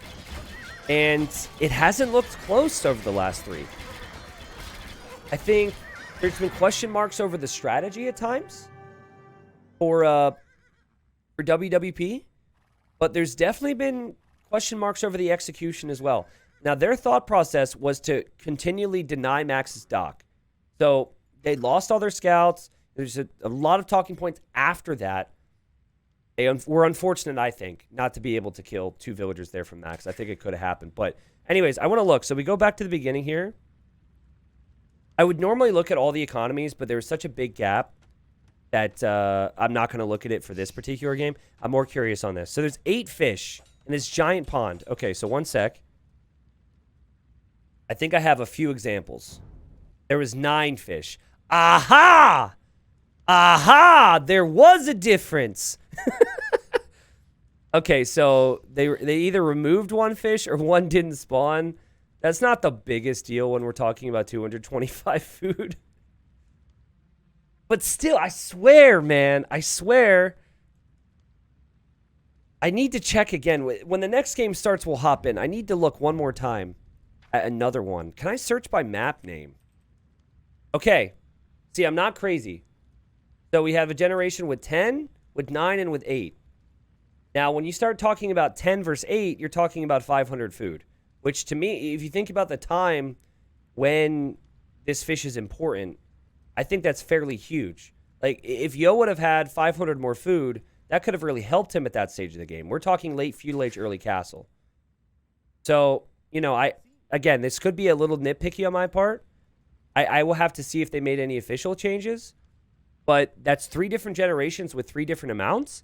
And that's hard to factor into strategically because you can't actually see it, right? You cannot see it until you're in the middle, and then at that point, you've already decided on what you're going to do. So it's a little Sherlocky for me, okay? But that answers my question, and I guess we'll have to pay attention to the next time we see it. And yeah, as we speed up, again, apologies for catching up to live time, but we have game number 5, and I was just discussing how I think this is going to be near impossible for WWP. I'd love to be proven wrong. They do have some solid civilizations here, but there's a lot of reasons why I feel this could work well for Suomi, and a lot of it comes down to their civilizations on this map. So first off, we have Lix with a Sneakville. So it's going to be fun. Lix is over here at Rubenstock's base with a villager already. He has picked the Goths. Goths was the final civilization on their draft. And Rubenstock, I think, has an idea that this is happening. Yeah, he can see this. Anyways, so Rubenstock's got a weak scout, so there's not a ton he can do about this. Lix, known for sending sneaky villagers, research loom right away with Goths, which is their bonus, and is trying to lame as much as possible. Rubenstock's the Turks. His pocket is Max, and I think Max is going to really shine here. You can build 2 TCs in the feudal age with the Cumans, and he's pretty safe. There is that wood line towards the center. And that wood line here keeps you protected if you're Max. Unless Lix sneaks a villager around. Love the teamwork here from Max, though. Max is actually coming over here with his scout because he heard about the situation. And I also like the decision from Rubenstock. Rubenstock says, you know what? I need to take this.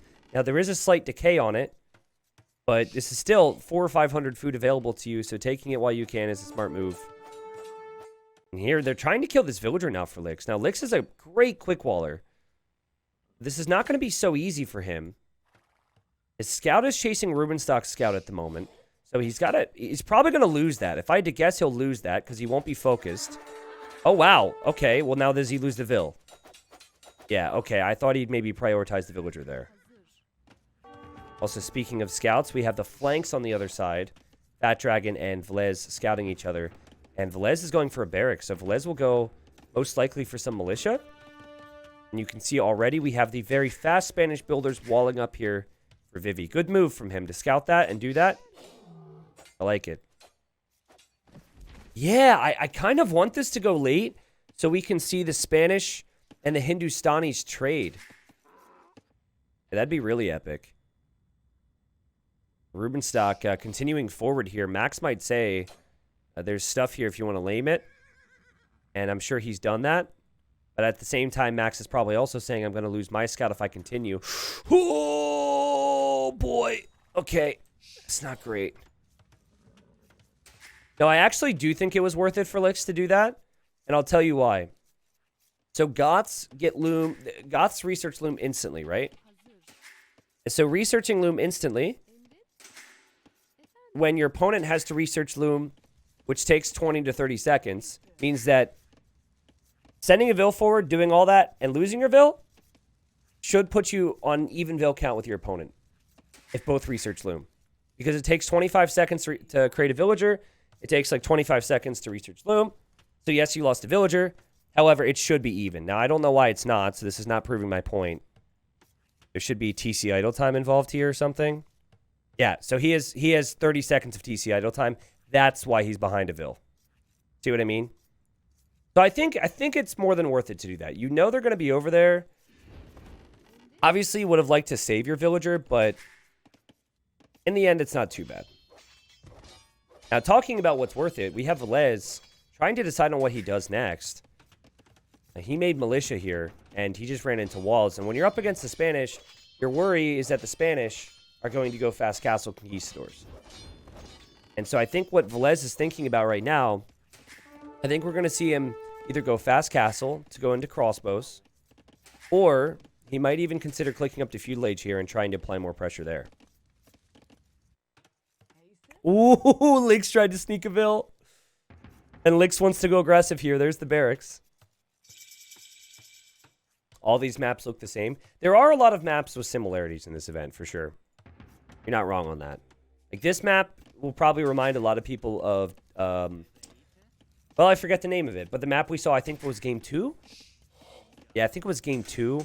It's just kind of the opposite, where you're on the outer ring and you need to go to the center. And then the other one, you're kind of more towards the center and you chop to the outer ring. Yeah, he did invest 50 more food for the same villagers. But the other half of it is, what do you do with Goths to get any type of advantage if you don't want to send that Vil forward? And sometimes you can save the Vil too, right? Now, this will be fun, because Rubenstock is probably expecting this. If Rubenstock goes up to the next stage, and he immediately starts to stonewall. Now, you could have justified not doing this and not stonewalling if you're Rubenstock, because the being on the Cumin's team means that your Palisades have more HP. But at the end of the day, when you're up against Lix, you're kind of expecting some aggression, and when you're up against Goths, they're usually aggressive early because they don't have as many bonuses as other civilizations do early. Be curious to see what Velez can do with his fast castle time here, because Ethiopians do receive plus 100 food, plus 100 gold when they arrive to the next stage. Also, we'll have to compare the same thing at Vivi's side. Vivi doesn't get the plus 100, obviously. But Vivi's had a good game so far. Pretty simple job. He got it done. Interesting how Rubenstock went fast feudal to go into stone walls, though. I should mention that stone walls only have 900 HP in feudal age. And it's not like Rubenstock is going to be in the next age anytime soon. So, I don't know. I actually think Lix could break through this. And if Rubenstock is not on stone, I mean, he might need a tower or something, and he might regret this. Because think about the meta that is returned. Oh, is he going to chop it and palisade it? Oh, can he do it there? Can you do that on these trees? He tried. So some straggler trees you can do that. I don't think it was possible there. It certainly freaked Rubenstock out, though. But yeah, I actually think that Rubenstock's strategy choice is good if he goes to stone, but potentially horrible if he doesn't. And there he goes to stone now. Okay, stone walls now from Vivi. He knows that the archer player could be sending archers this way. Look at this. So Velez is going to go scouting now. He is chopped through. And you can see Vivi is concerned. So he's actually just placed a stone wall there. We'll see where Vivi ends up placing his castle. But this is where we focus right now. Yo has some catching up to do with economy, though. Yo has 25 villagers. Max has 38. Max with Cumins, or just Cumins in general, very strong on maps like this. And so the only thing you can really do to compete with economy would be to drop a second town center and then drop a third. With two really good players that are playing evenly matched, which I think these two will do, the Vil count tends to be even when they make it, when the Cumin player's in Castle Age. The difference, though, is that the Cumin player can actually field military. Because they are floating more food, usually. Here the pressure continues, and there we have the tower from Rubenstock. Okay, so I guess the timing was right. Farming around here looks pretty silly right now, but I guess the timing was pretty okay. I obviously was a little scared. That said, though, this tower with fletching can range Rubenstock's tower. The Rubenstock's tower actually gets shot down here. It's not a fun time for him. Archers were over here. They're about to be crossbowmen. Ooh, you know what would be so funny? If there was a tree that had... This is 30 wood. You could send villagers through. That's something that I would want to do, and then I would die. Like, I would start sending the vills, and then I'd see the castle foundation. But can you imagine? Just sending a couple villagers and chopping that real quick? Max is on the way to castle. And now one of his town centers is not producing bills, right? So just keep an eye on the food floating. Yo does have very cheap villagers. He's actually gone for 4 TCs. But he has to be careful because he'll receive some pressure here. And so the flow of the game is really difficult because you have one flank who's just going for towers against walls. You then have the other flank who needed to wait for a castle to get military. So Vivi's going to really be needed here to help. Yeah, I'd like chop the tree and then they would just wall behind and then it'd look like an idiot. But if it was less than 10 wood, I think Velez would have tried it because then it's just one villager. But yeah, he knows the castle's going to go up. The duel between these two continues. Rubenstock will obviously want stone, so he can drop a castle and go for the Janissary, which I think is a fantastic unit to have against every civ he's up against. Against the Hindustanis, I think it's great. I also think it'd be great against the Goths. Not a bad unit to have up against the Spanish either. Some more walling here from Rubenstock. Meanwhile, you have Lix. Lix has invested a lot into this attack. And he's very much all in. And the crossbows are going to come over to his base next. And he can't stonewall. So if he can't stonewall, he can't keep this army out. And he might need to tower here, honestly. I think he's going to drop off the stone. Let's see. Drop off stone. Stone. Tower. Tower. Tower. Yeah. Might be too close, though. I think that's a bad tower. I think that's a really bad tower. I think it needs to be back here. Okay. Right on top of her body. That's the cost-efficient funeral. Okay. There we go. Oh, man. The timing's so crucial here. Meanwhile, Max building up towards the middle. Notice how he's able to make army.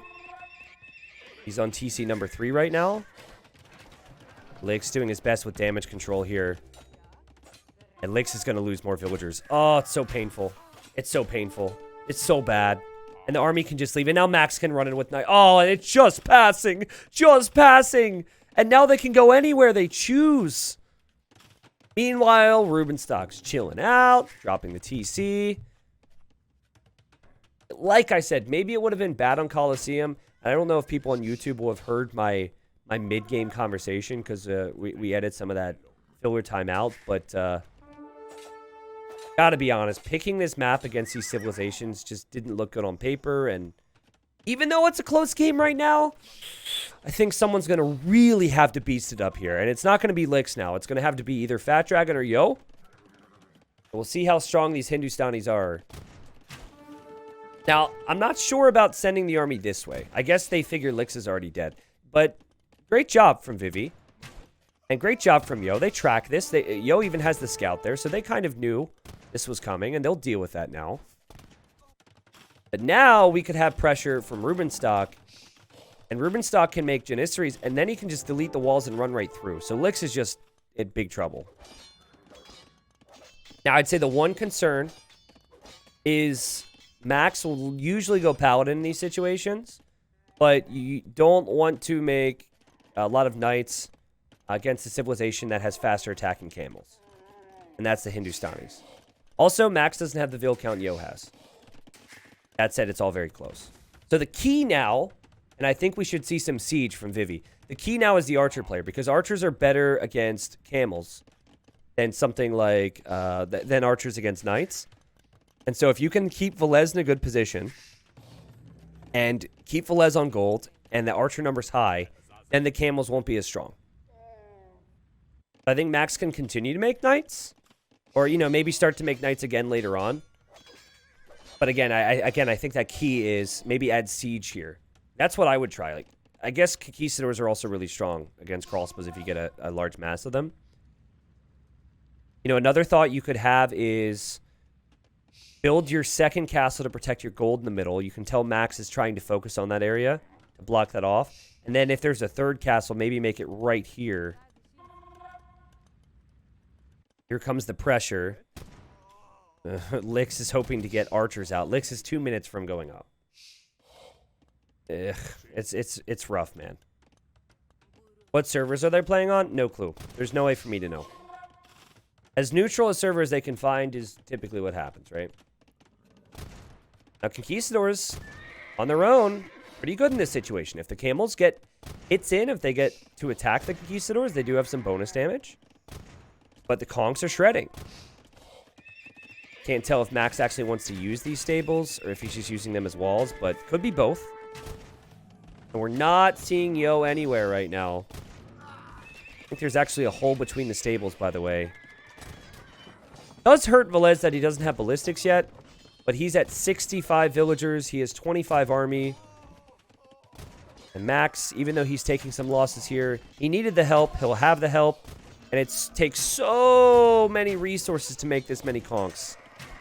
That said, it does take a lot of resources to make that many camels, too.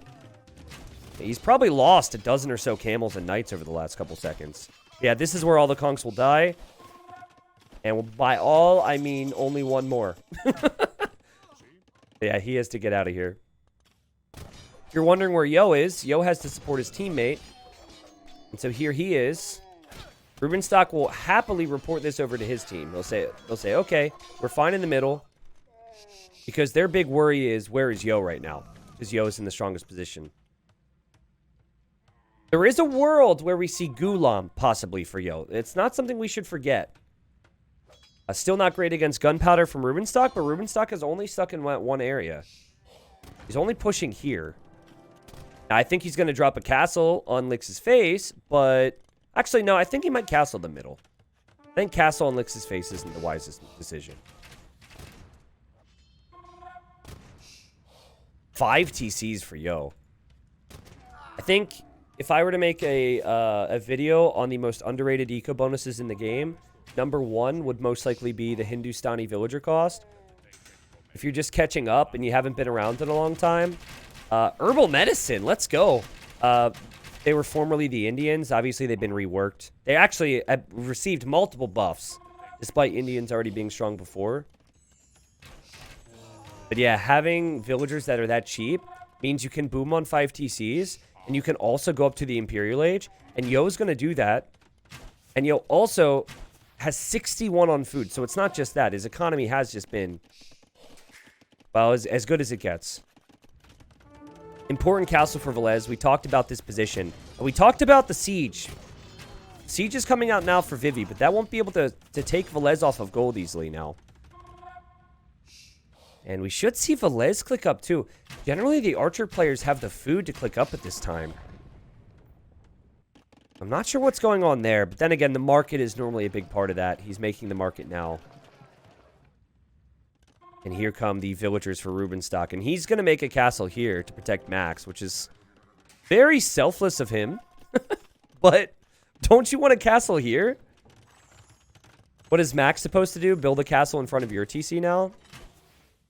Pro teamwork. Now Max will just place one here. Oh, and that needs to go up too. They know the siege is there. They saw the siege workshop. They're trying to find out what direction it's headed. And oh, God! Well, do you sacrifice your army to take out the siege so you can finish the castle? Is that the play? It's a lot of army to take out 2 mangonels. And then you still might not even be able to complete this. That being at 80%, though, does make me think it will eventually complete. But WWP are buying Yo so much time. Oh, look at me. I'm T90. I don't like Goths and I don't like Spanish on this map against the other civs. Yo is like, who cares? Screw you, bro. I'm going to go Hindustanis and I'm going to wreck everything because I have 145 villagers. He is 30 seconds away from him. The castle does go up. But Yo could do some crazy things here. He actually is overbooming. At this point, he is just going through the cycle in his mind. Create army, micro army, create villagers, and he's forgotten to look at his vill count. And he's wrecking Rubenstock, though. Kind of a interesting TC spot. When you could have TC'd here, this is very questionable for Rubenstock. Now, if you're Lix, you just boom and you say the kindest things you can think of to your teammates. Like, wow, Yo, you're so good at this game. Oh, Fat Dragon, you're not that fat. You're just big boned. Just be as kind as possible to your teammates because if you can get back into this game, if you can get to 100, 120 villagers with Goths, Goths are genuinely insane at that stage of the game. It's the early stages of the game they fall behind.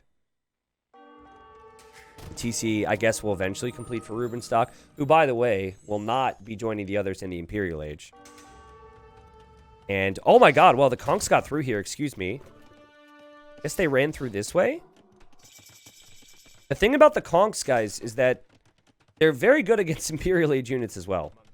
Now, they begin to get a little worse once Arbalest is out.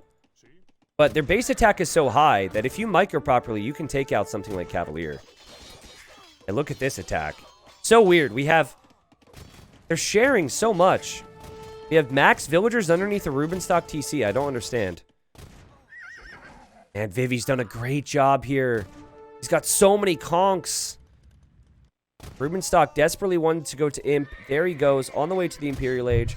Arbalest are on the way to help, and this group is going to be helpful because there's a lot of weak conks in here that the Cavalier just can't get to. But now you have Yo, and Yo's about to have Imp Camel, and Max is getting Paladin. But Imp Camel will counter the Paladin. It's just what other units are going to be there. The total population is very close. I'm so happy that this game has been competitive. Yo has offed a couple villagers, and I think he should even delete more. His eco's insane. Get rid of some vills here, Yo. You need as many camels as possible. He's in. Just like he got through, or sorry, his teammate got through with the conks to delay Max. He's now in. Max is falling apart right now. Velez, though, still will have a lot of arbs, but by the time he is the ball of arbs and he's cleared up everything he needs to, maybe Lix will be able to make Huskarls. 94 villagers for Lix. Of course, hasn't been making a lot of army. And oh man, what a frustrating feeling right now if you are WWP. Or no, not WWP. It's not frustrating. This feels great. Unless it's opposite day, then I guess that's accurate. Man, what a sick job from Vivi and Yo, though. To break in and move around constantly. I love the insistence of diving underneath TCs. Like, yeah, who cares? Who cares? You're busy with me in your base on one side. I'm going to go into the other side. I love this castle spot for Yo because now we can start to make trebs. Suomi has the army lead because there's 60 Arbalest. But the Arbalest are all split up and chasing all around the map. Also, do the Hindustani still do extra bonus damage against buildings? Or did they remove that? If I had to guess, I'd say... I mean, they should have removed that, but then again... The Civ's got, I think, one too many bonuses at the moment, so... They still have that? Oh my god. Oh, and they also attack faster now. But it's only +2, okay. What was it before, like +4? I guess someone could do the math on that, right? Because if they attack faster, but it's only +2, what does that equal out to? Crazy. Yo's trading. And I'd love to see him make the trade building, which he probably won't focus on right now. He's got too many armies to clear up. It was reduced from +5. Okay, gotcha. Well, that +5 was pretty insane. Right now, guys, there's a lot of Arbalest on the field, but I don't know if it's enough. 50 Arbalest. Will that do it? Oh, did you see it? There it is. Elite Huskarl for Lix. So his teammates just needed to hold. And if he gets Huskarls, the only thing that's really... that can counter the Huskarl that's being made right now is the Paladin. And the Camels take care of that. Now, I know you're probably thinking Janissary, but no, Rubenstock's been wrecked. And he doesn't have the castles to make Janissaries.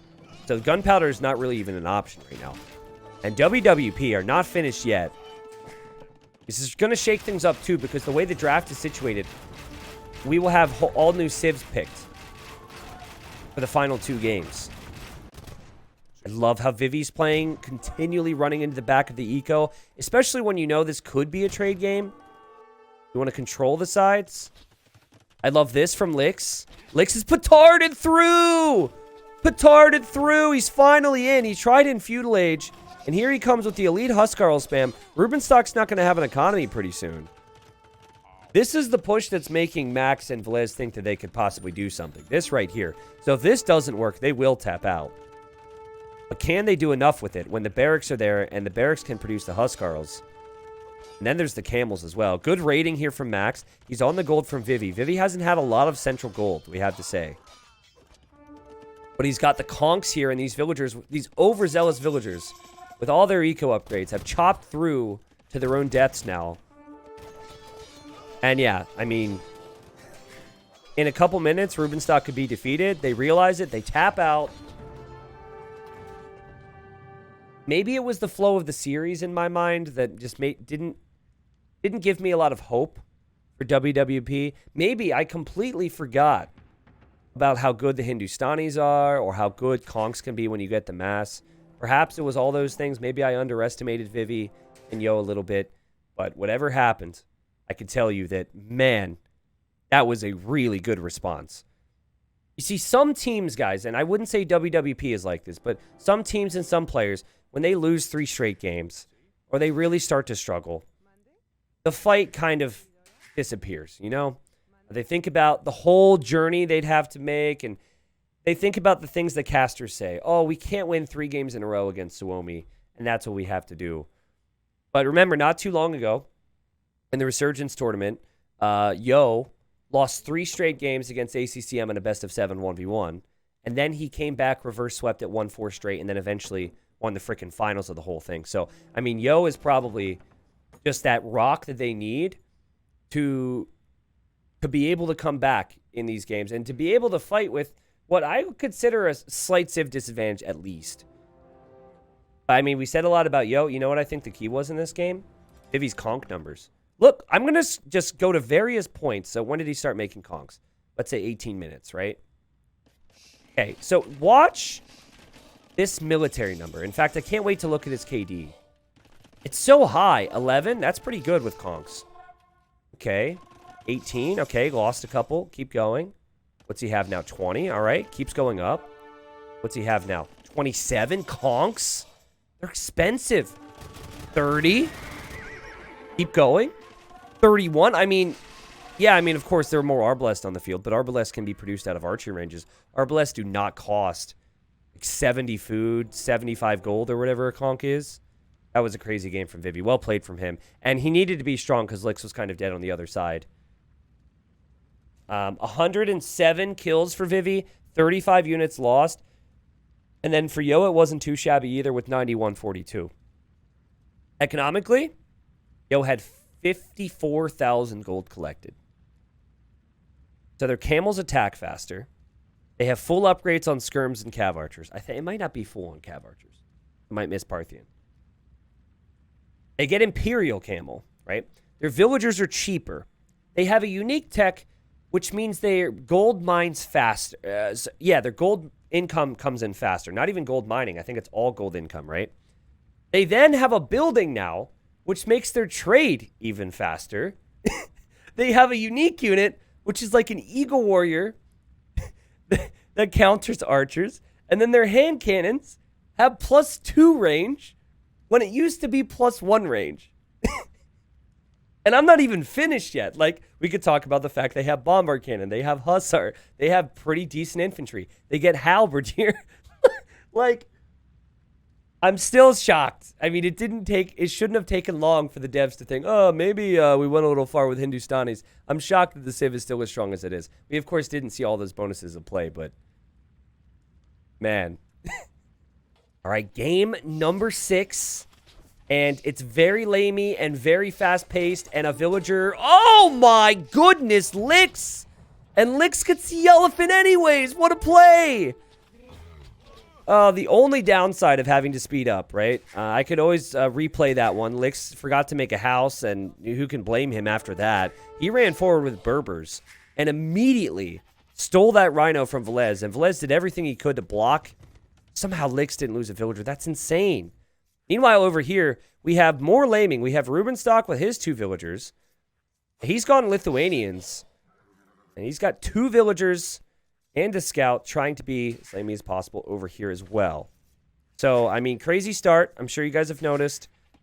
This map is called Dry Socotra. It is actually quite different now that I take another glance at it. From regular Socotra, you have wood on the outer ring. Players are very close, which is consistent with the other version of Socotra you might be aware of. But you have a lot more food on this map. You have 2 rhinos, and then you also have the hunt. Whereas regular Socotra, you only have 1. So I'm not going to do the standard introductions because Rubenstock is running around like a maniac. And so we've had the 2 maniacs. There's one on each team. One is Rubenstock and one is Licks, having a good time so far.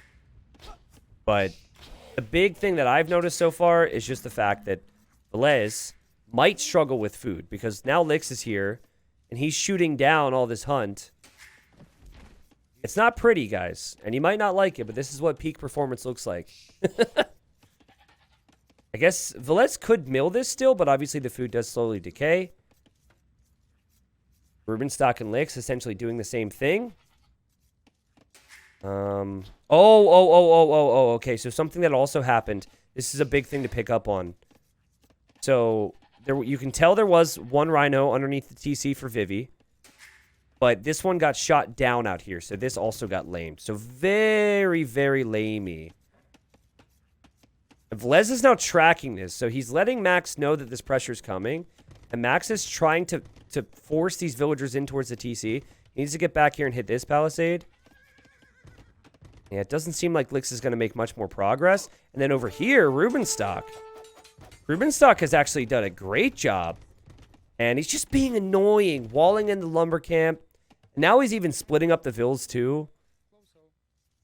I think this is the reason why you pick Lithuanians for this map, by the way. Is because you can send villagers forward, and you can still have good vill production because you start with extra food in the bank. Whereas, like, for Licks, I guess he has the faster villagers. And whoa! Whoa, Max doesn't see this at all. Or maybe he does. Holy crap. Okay, it's a party. 2's just a couple, but 6 is a party. There's 6 villagers at Max's base, and now Max's gold has been walled in. And I don't think Max was planning on using that gold anytime soon, but he might not have any access to gold because Licks will wall in this gold and he'll wall in this gold. Does he know about it? Still looking. There's a lot of golds on this map. Yep, he sees it.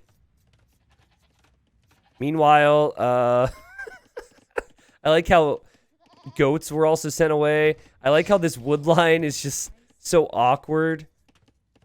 Yo will just place another one, but Yo is about to be in feudal age, guys. And being Khmer, he can instantly go for the stable. He doesn't have to make a barracks. That's an amazing thing to have when your wood has been disrupted. Also, Rubenstock's villager is attacking the house through his own palisade. But I think this could be the end for Rubenstock. At least with this villager here. He's great with quick walking. There's an opportunity. He got it. Yeah, that was like an easy turnaround. I had all the faith in the world for him there. And Vivi's going to say, well, okay, if you want to do that, I'm just going to... If you want to do that, I'll just keep you there. And now Rubenstock... And now look, Yo is to come back. Oh my god, that's brilliant. Yo is to come back because he hears the villagers free. And Rubenstock... Oh, wait. Is he paying attention to this? Nah, the villager will die. Okay, so good job from Yo to help out, I guess. Meanwhile, we have a scout from Max killing Fat Dragon scout. And Fat Dragon's Byzantines, and he's going to go trash rush here. I think he's going to go skirms and spearmen. Kind of breaking that meta. And he'll just do what he can to smother his opponent. Interesting how Max is a scout here. We have a lot of signaling here from Vivi. Licks is still in Dark Age. And these villagers are being attacked by Max. But yeah, wild one here. I don't know if having this many villagers around a player who's making scouts is normally good. But I guess if your teammate has spearmen, it will be good. And imagine suggesting to your buddy to stop by today to come watch this. And then he sees this. It's like, what are you playing, man? Are you high? Like, what is going on? Very hard to make sense of all this. But it is the chaos that sometimes brings these teams the success they have. Both of these teams are known for the chaos. I think these are the teams that are known for it more than any of the other teams that are going to be competing in the quarterfinals. Once again, it's been a pleasure to cast this. Thanks to Crazini, who's put up so much work for the maps and adminning. Thanks to Mem for hosting. Microsoft, thanks for the prize pool. It's been fun.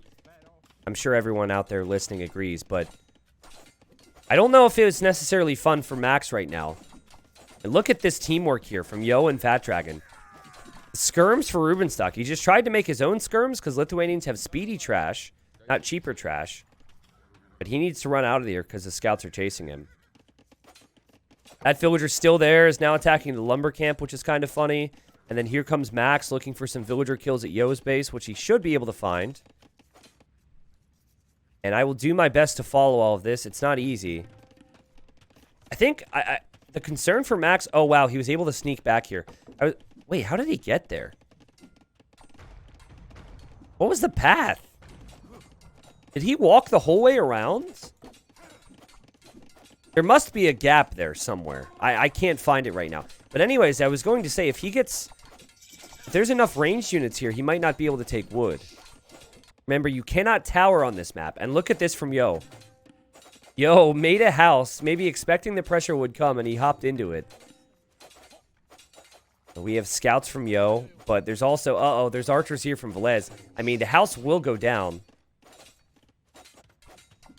And again, you cannot tower. You start with 20 stone on this map. You would need to buy 200 stone to make one tower, which wouldn't be worth it.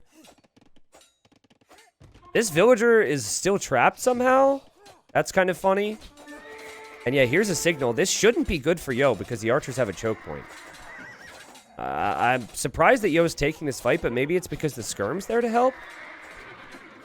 Huh, okay. Hard to judge in the choke. That was fantastic. Is no fletching it or something? Huh. Yeah, I'm wrong. I can't tell you how many times I've encountered a situation like this. Looking good for Suomi, I guess, despite that. But it's a very close game. And what we haven't seen yet is Lix. Lix has not done an awful lot. And so, here he is. And he's actually gone fast castle behind this. Oh, it's so risky, man. 0 farms, too. He wants to make knights. It's cheap for Berbers to make knights.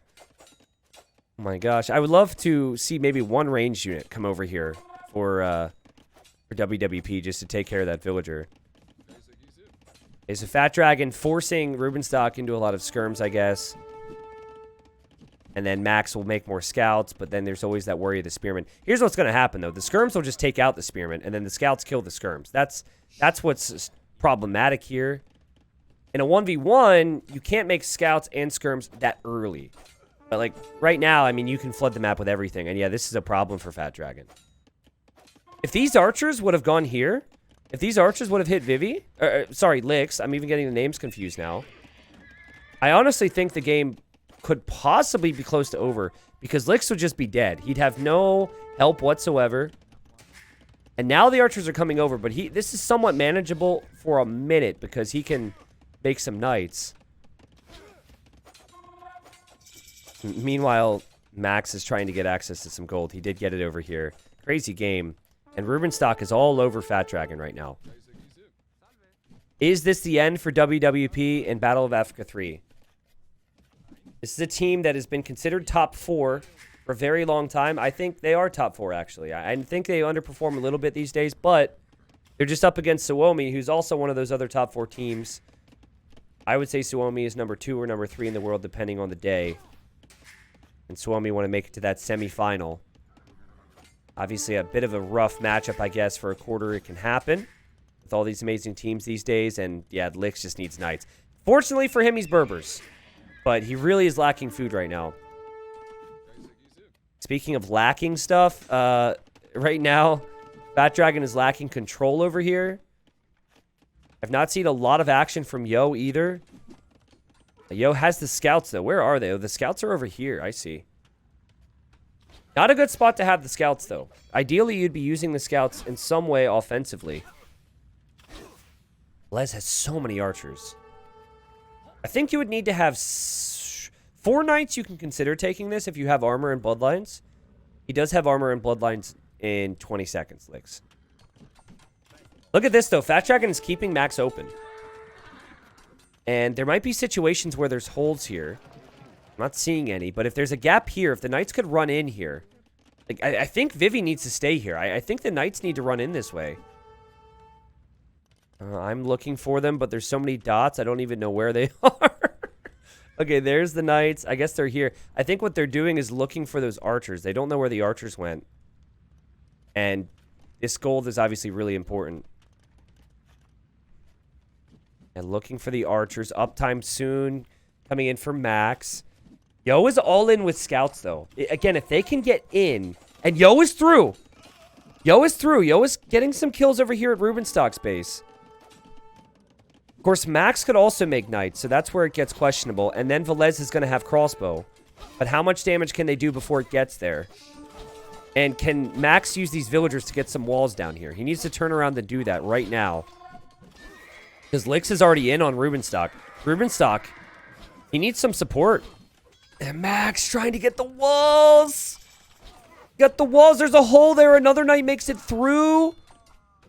Yo, okay. Keep it open. Keep it open. Keep it open. They're through. They are through right now. So it's an all-in feudal age from Yo. We have 2 people in feudal age for WWP. And now we have 2 people in castle age for Suomi. Or excuse me, we will in a moment. But is that going to be enough? Is it too risky to go castle age on this map and against this much pressure? Rubenstock's situation is horrible.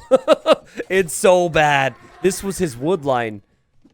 His villagers are all underneath the town center.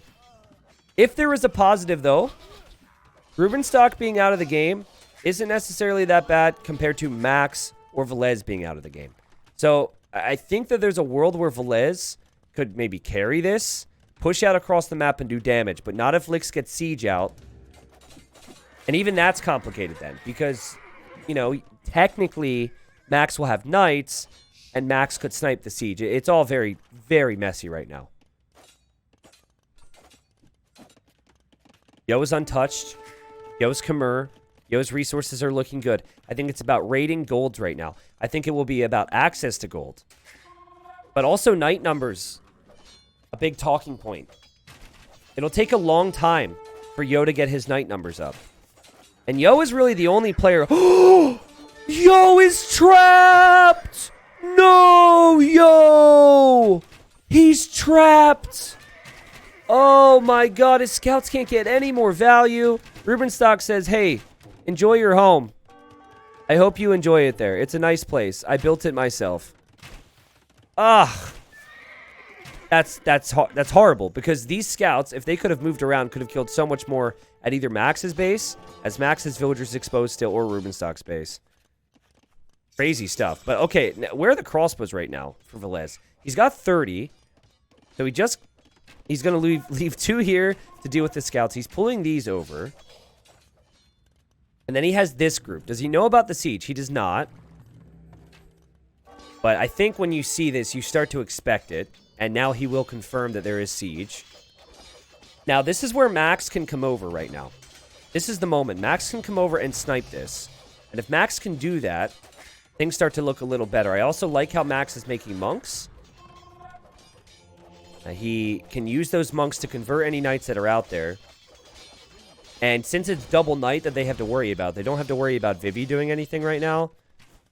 Considering it's double knight, a lot of monks will be very helpful here. And yeah, the siege goes down. Great teamwork here from Max. Great teamwork here from Velez.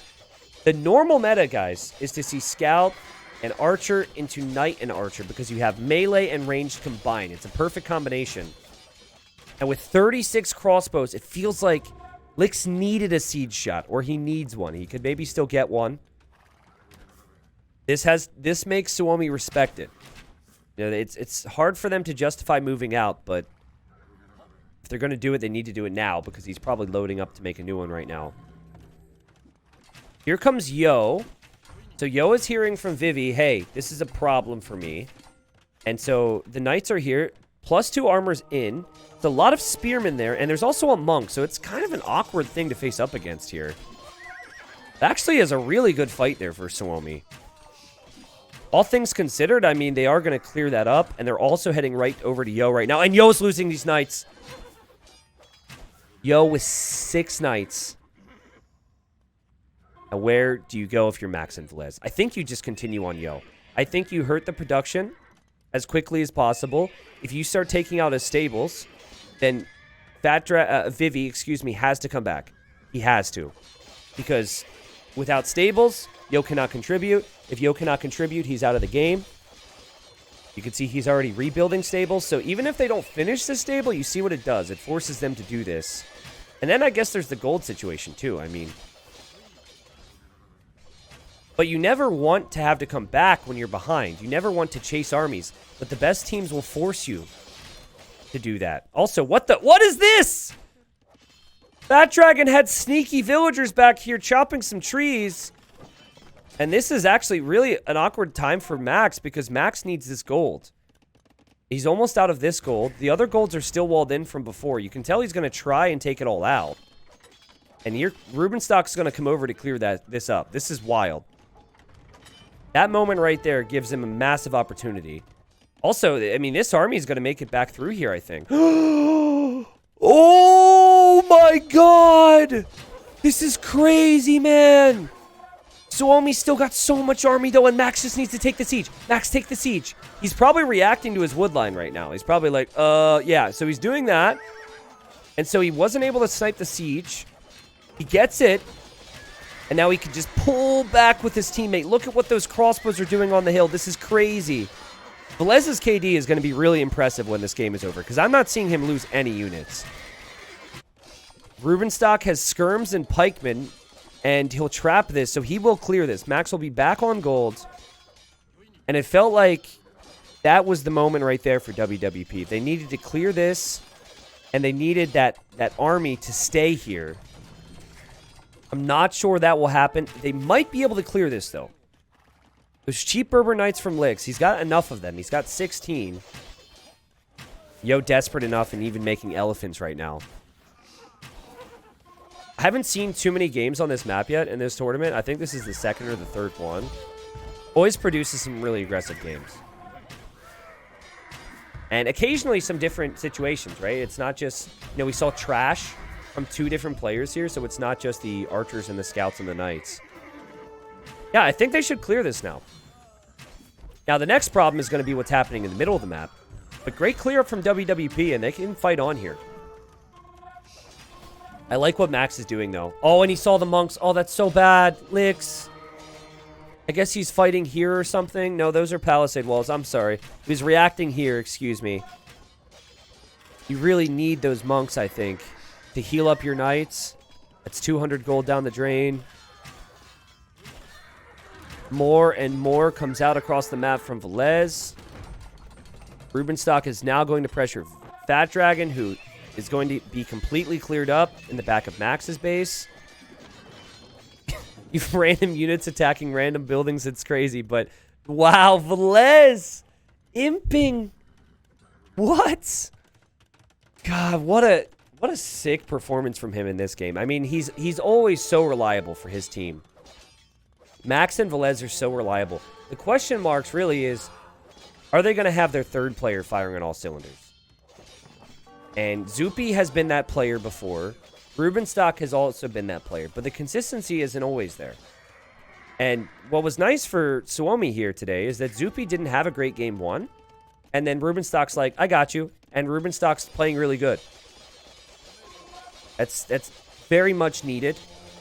WWP don't even have a 4th player on their squad. And I feel like they rely on their players firing and playing perfectly every single time. Because if they're not, it might just go down 4-2 to a team like Suomi, though. I think 4-2 was what I predicted if both teams played at their peak today. Max, again, finding an opportunity to take out the siege. I mean, how on point can you be there? Well, more than worth it. Perfect positioning from him. Once Imp comes in and Arbalest comes in, I just don't see how they have any stop to it. And we're even seeing pikemen. Japanese pikemen will attack even faster starting an Imp. And the only thing they really have to worry about are knights. Because that is what Yo is making. And because that is what Lix is making. So it definitely makes sense. Oh, the pathing! Oh, the way the units moved. Oh, that was so stressful. Imagine losing that whole force right before Imp. Because half of the army, more than half the army right now for Suomi, is all Velez. Yeah, Max understands that something's about to happen here. He's waiting for Yo, he's waiting for Lix. Now WWP will see this. They're expecting Arbalest. But actually, Velez is out of gold right now. He can't take any more gold, so he can't get Arbalest. So he can only get Bracer, which is huge. But that will mean he will need to rely on more pike production. Rubenstock also making lots of pikemen, which again makes a lot of sense against full knight.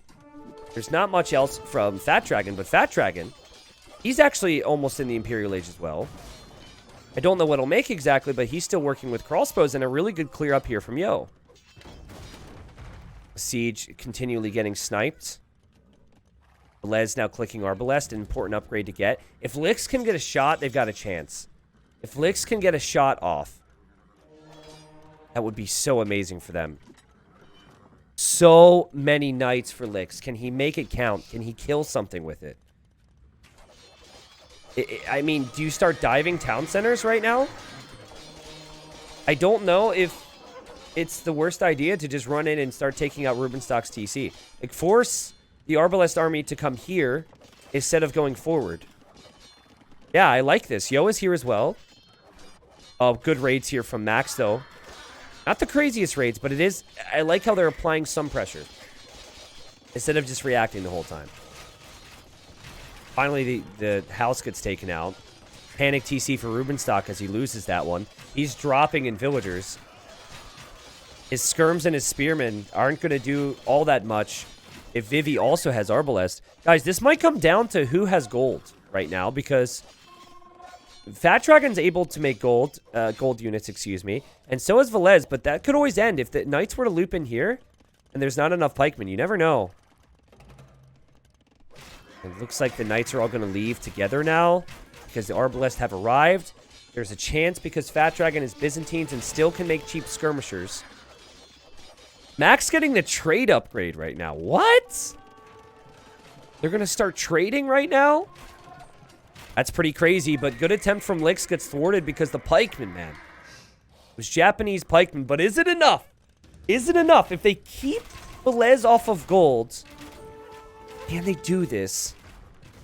Max is on the way to the Imperial Age. Yo is on the way to the Imperial Age. Yo has so many more knights, though. The army count's pretty close. And Max, though, walling this army out. I guess what WWP really need right now is they need Vivi to shine. If Vivi can make full skirm, as a team, they have more knights than anything Max can produce, and then the skirms can take care of the pikes and the arbs. And if you're Suomi, you need the pikes and the arbs to take a knight player. Being over here is not good. You need to be going after Lix's eco or Yo's eco. And WWP, I mean, they might get themselves trapped, but WWP are kind of keeping Suomi on the move, which is a positive here, because it's giving them time. Obviously, Rubenstock and Lix, they're going to need a whole lot more time to ever make it to the next stage. I would say it's not even worth it at this point. Just spam knights with what little gold you have. And for Rubenstock, he's still focusing on trash units, hoping to find a good engagement. Now, this is the... Yeah, actually, there are villagers here still from Fat Dragon. Thanks for pointing that out. Okay. I like how Rubenstock is still contributing. Great shot from him there. And now we see the Knights still trying to take Velez off the gold. Velez just refuses to let go of this gold. Again, there's no stone on the map, so you can't just drop castles or towers to protect things. Max will be an imp in 5 seconds. Yo is already in imp, though, and he's waiting with so many cav. Guys, this is no joke. He's got 40 cav. Can he do it on his own? I mean, I guess at the same time, there's 40 pikemen out there for the enemy. But then they also are going to have the arb. So you still need to find the proper spots. It's 130 army for Suomi. It is 87 right now. I make it 90 for WWP. Lix is healing up the weak ones. I think he's going to go in with Yo here. Now, if you're going to attack anyone's pikeman, you want to attack the Lithuanian pikeman because, well, actually, he does have armor, so it's actually not too bad. But they don't attack faster like the Japanese do. And, oh my god, so bad. Such a bad position for Lix. But thankfully for him, he actually pulls into the range units of his ally. And There's no better time to fight. There's no better time to fight. Suomi's going to take the hill, so they're doing more damage. This will end the game one way or the other. Who is going to win this fight? I don't think it's going to be WWP. Yo didn't even engage. And now as he's trying to engage, the units are bumping. They had a tiny little time window there. Max finished his Cavalier. Max has the final armor upgrade. And now Yo is down to 15 army. He's 30 vills behind the Max. And this is where the game swings. We do have a nice little attack here to temporarily take Velez off of gold. But the word temporary is the correct one. And Suomi are going to win it here, guys. What a great series, though. The last two games in particular really ramped it up. Because I felt like games 2 through 4 were just a little too one-sided. Because Suomi was playing so well and they had a better view on how to play the maps, I feel. Or at least they could execute on whatever strategies they felt were the best. Great recovery from Rubenstock in this game. Think about him. I mean, he lost his TC earlier. He had 0 TCs for a second. Now he's at 80-some villagers. And the GGs are called. And we are not going to see Yo and his team in the semifinals in a big tournament. Very rare for him not to make it that far. But they did meet one of the tournament favorites in the quarterfinal. And there's not much you can really say about that. GGs were called. I think Vivi had a really good day today. And I think Licks even had a good day. But I think that we didn't see Game 1 Licks and Game 1 Fat Dragon as much as we needed to with how good Velez, Max, and Rubenstock were playing. Great series. Suomi will move on to face the winner of the series that includes Aftermath. And then the Fantastic Three, which is a Vietnamese team of ACCM, Bad Boy, and Song Song, if I'm not mistaken there. And to everyone who, of course, is later watches on YouTube, I will have that up, as well as the semis, as well as the finals eventually. So, exciting times. But this game, I think the strategy was pretty decent from WWP. Like, I can't say they did a lot wrong here. I think that the strategy was very all-in and risky to have Lick send so many villagers forward and then try and go fast castle. That was incredibly risky. But he made it happen. And he ended up getting the night numbers. And it was dangerous for the enemy. So that was good. I felt like the amount of scouts that Yo made was also really good. And I also really liked how Fat Dragon performed with the Spearmen and the Skirmishers. I guess the problem was it worked until it didn't. And then after the Spearman Skirmisher thing in the middle failed, he just kind of didn't have much, you know? So maybe he needed a strategy that would allow him to produce more consistently throughout the game. Or maybe he needed more commitment to it. I don't know. If I were to see a stat of total military units created, it probably would be the lowest for Fat Dragon. Because, again, his forward buildings got dealt with, and then it just kind of dropped off from there. Velez, though, it felt like he got better in his role throughout the series. He did play very well. I don't think there was really a loss today where you looked at Velez and say, wow, he didn't really play well. Like, every single game he's playing well. Even if he falls behind, it's, like, understandable because he gets 2v1'd. And even that doesn't happen that frequently. 226 kills. Max, in pretty good shape. That was a messy game. So many things could have gone wrong. He played good. And then Rubenstock just does his thing. He just does his job, you know? Makes it messy for the enemy. Gets great positions for his team. Is needed when he gets the call. I think the semifinal between Suomi and I'm expecting it to be Aftermath, but it might not be Aftermath. It's going to be a banger there. I mean, the semifinals are going to be insane, I'm sure. Plenty of more quarterfinals coming. Obviously, we have 3 more, including some amazing teams. Excited to bring it to you guys. And the next one is going to be Los Machos, the team of Miguel, Dogao, and then Slam up against the Amigos, which is Team Madri. Big names on that team, too. You got Madri, Barles, Vallis, and then Ganji. A newer team, players who have been around a long time, and they looked good in the group stage. So I think that Los Machos are going to have to be careful for them next.